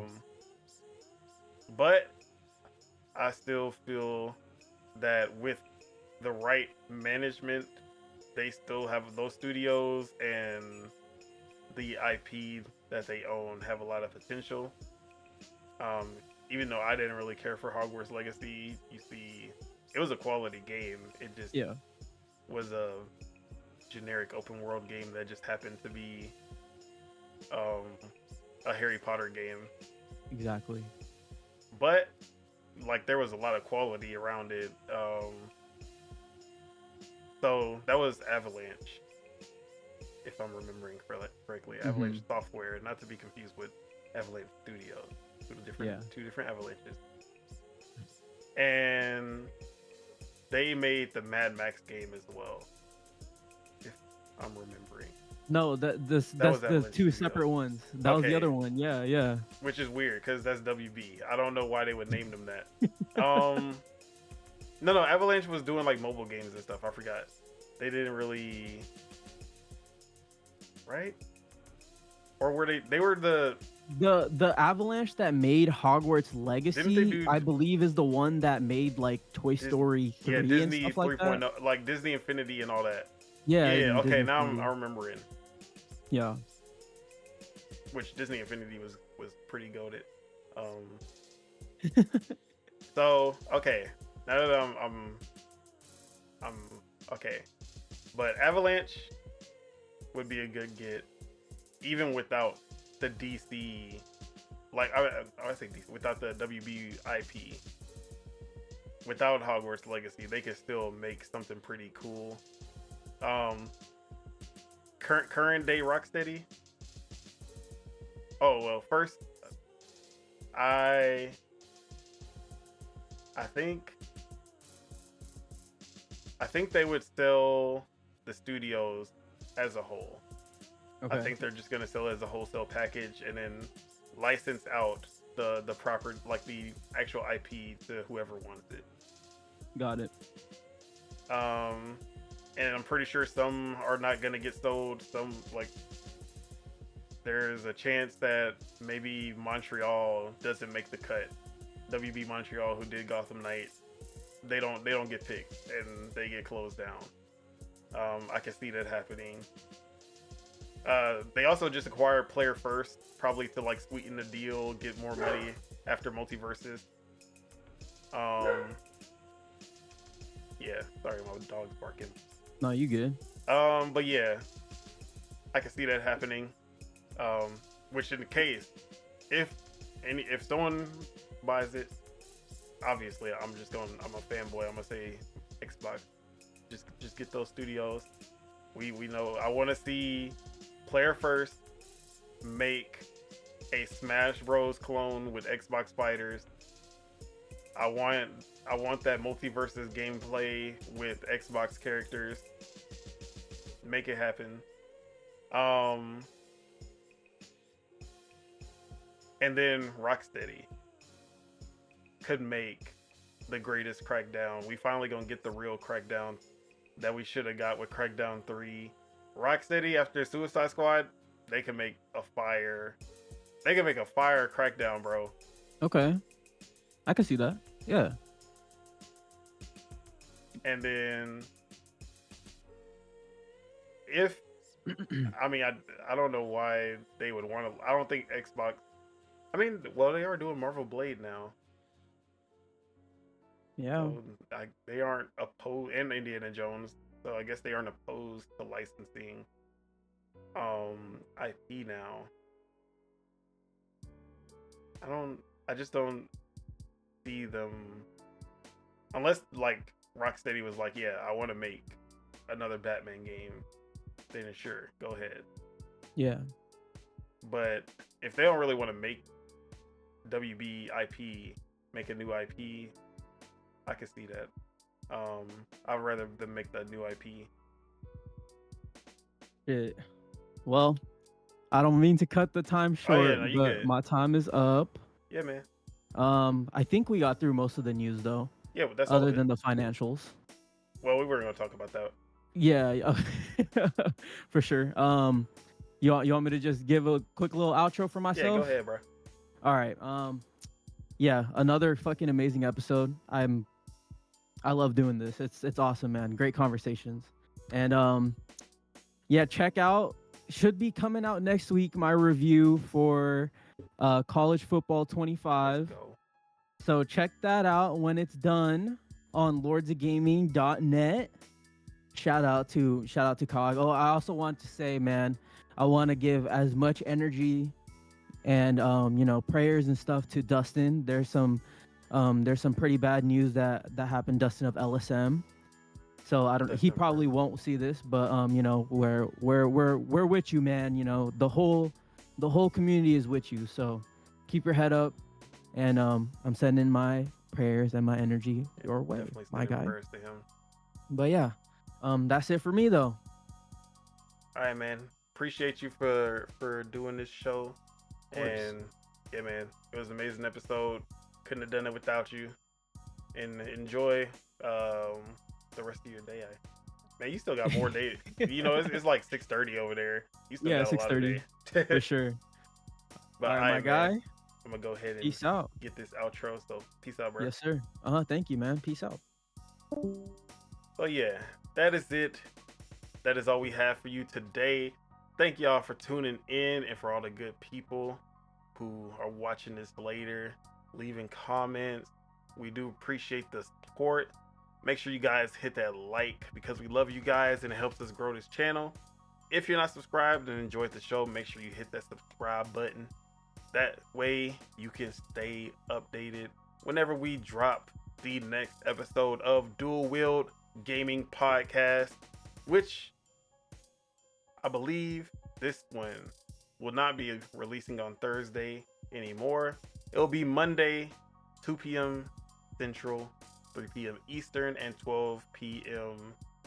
Pacific time. So yeah, that's going to be the actual schedule this time. So check it out. Monday, 2 p.m. Central. All right. And then you can find the bagels.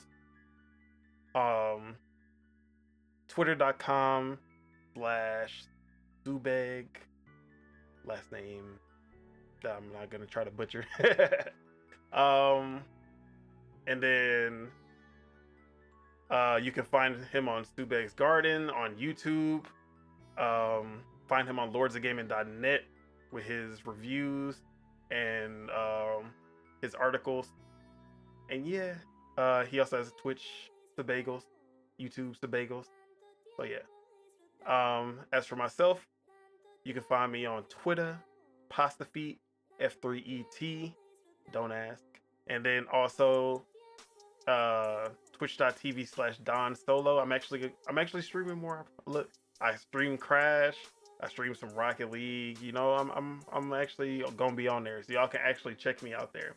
Twitch.tv/Don Solo, SOLOW.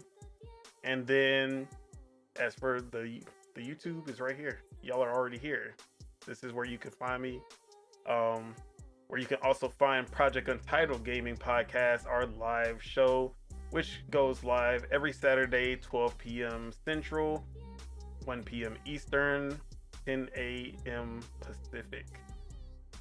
And yeah, man, as for what I'm looking forward to next week, I actually don't know. Probably just gonna be playing more of the same stuff or finding some random games to get into like I have been for a while. But yeah, that is it. And I hope to see y'all next week with the next episode, or pull up the Project Untitled, leave some comments. But yeah, man, hope y'all enjoy the rest of your days, nights, whatever time it is, wherever you are. So peace out, y'all.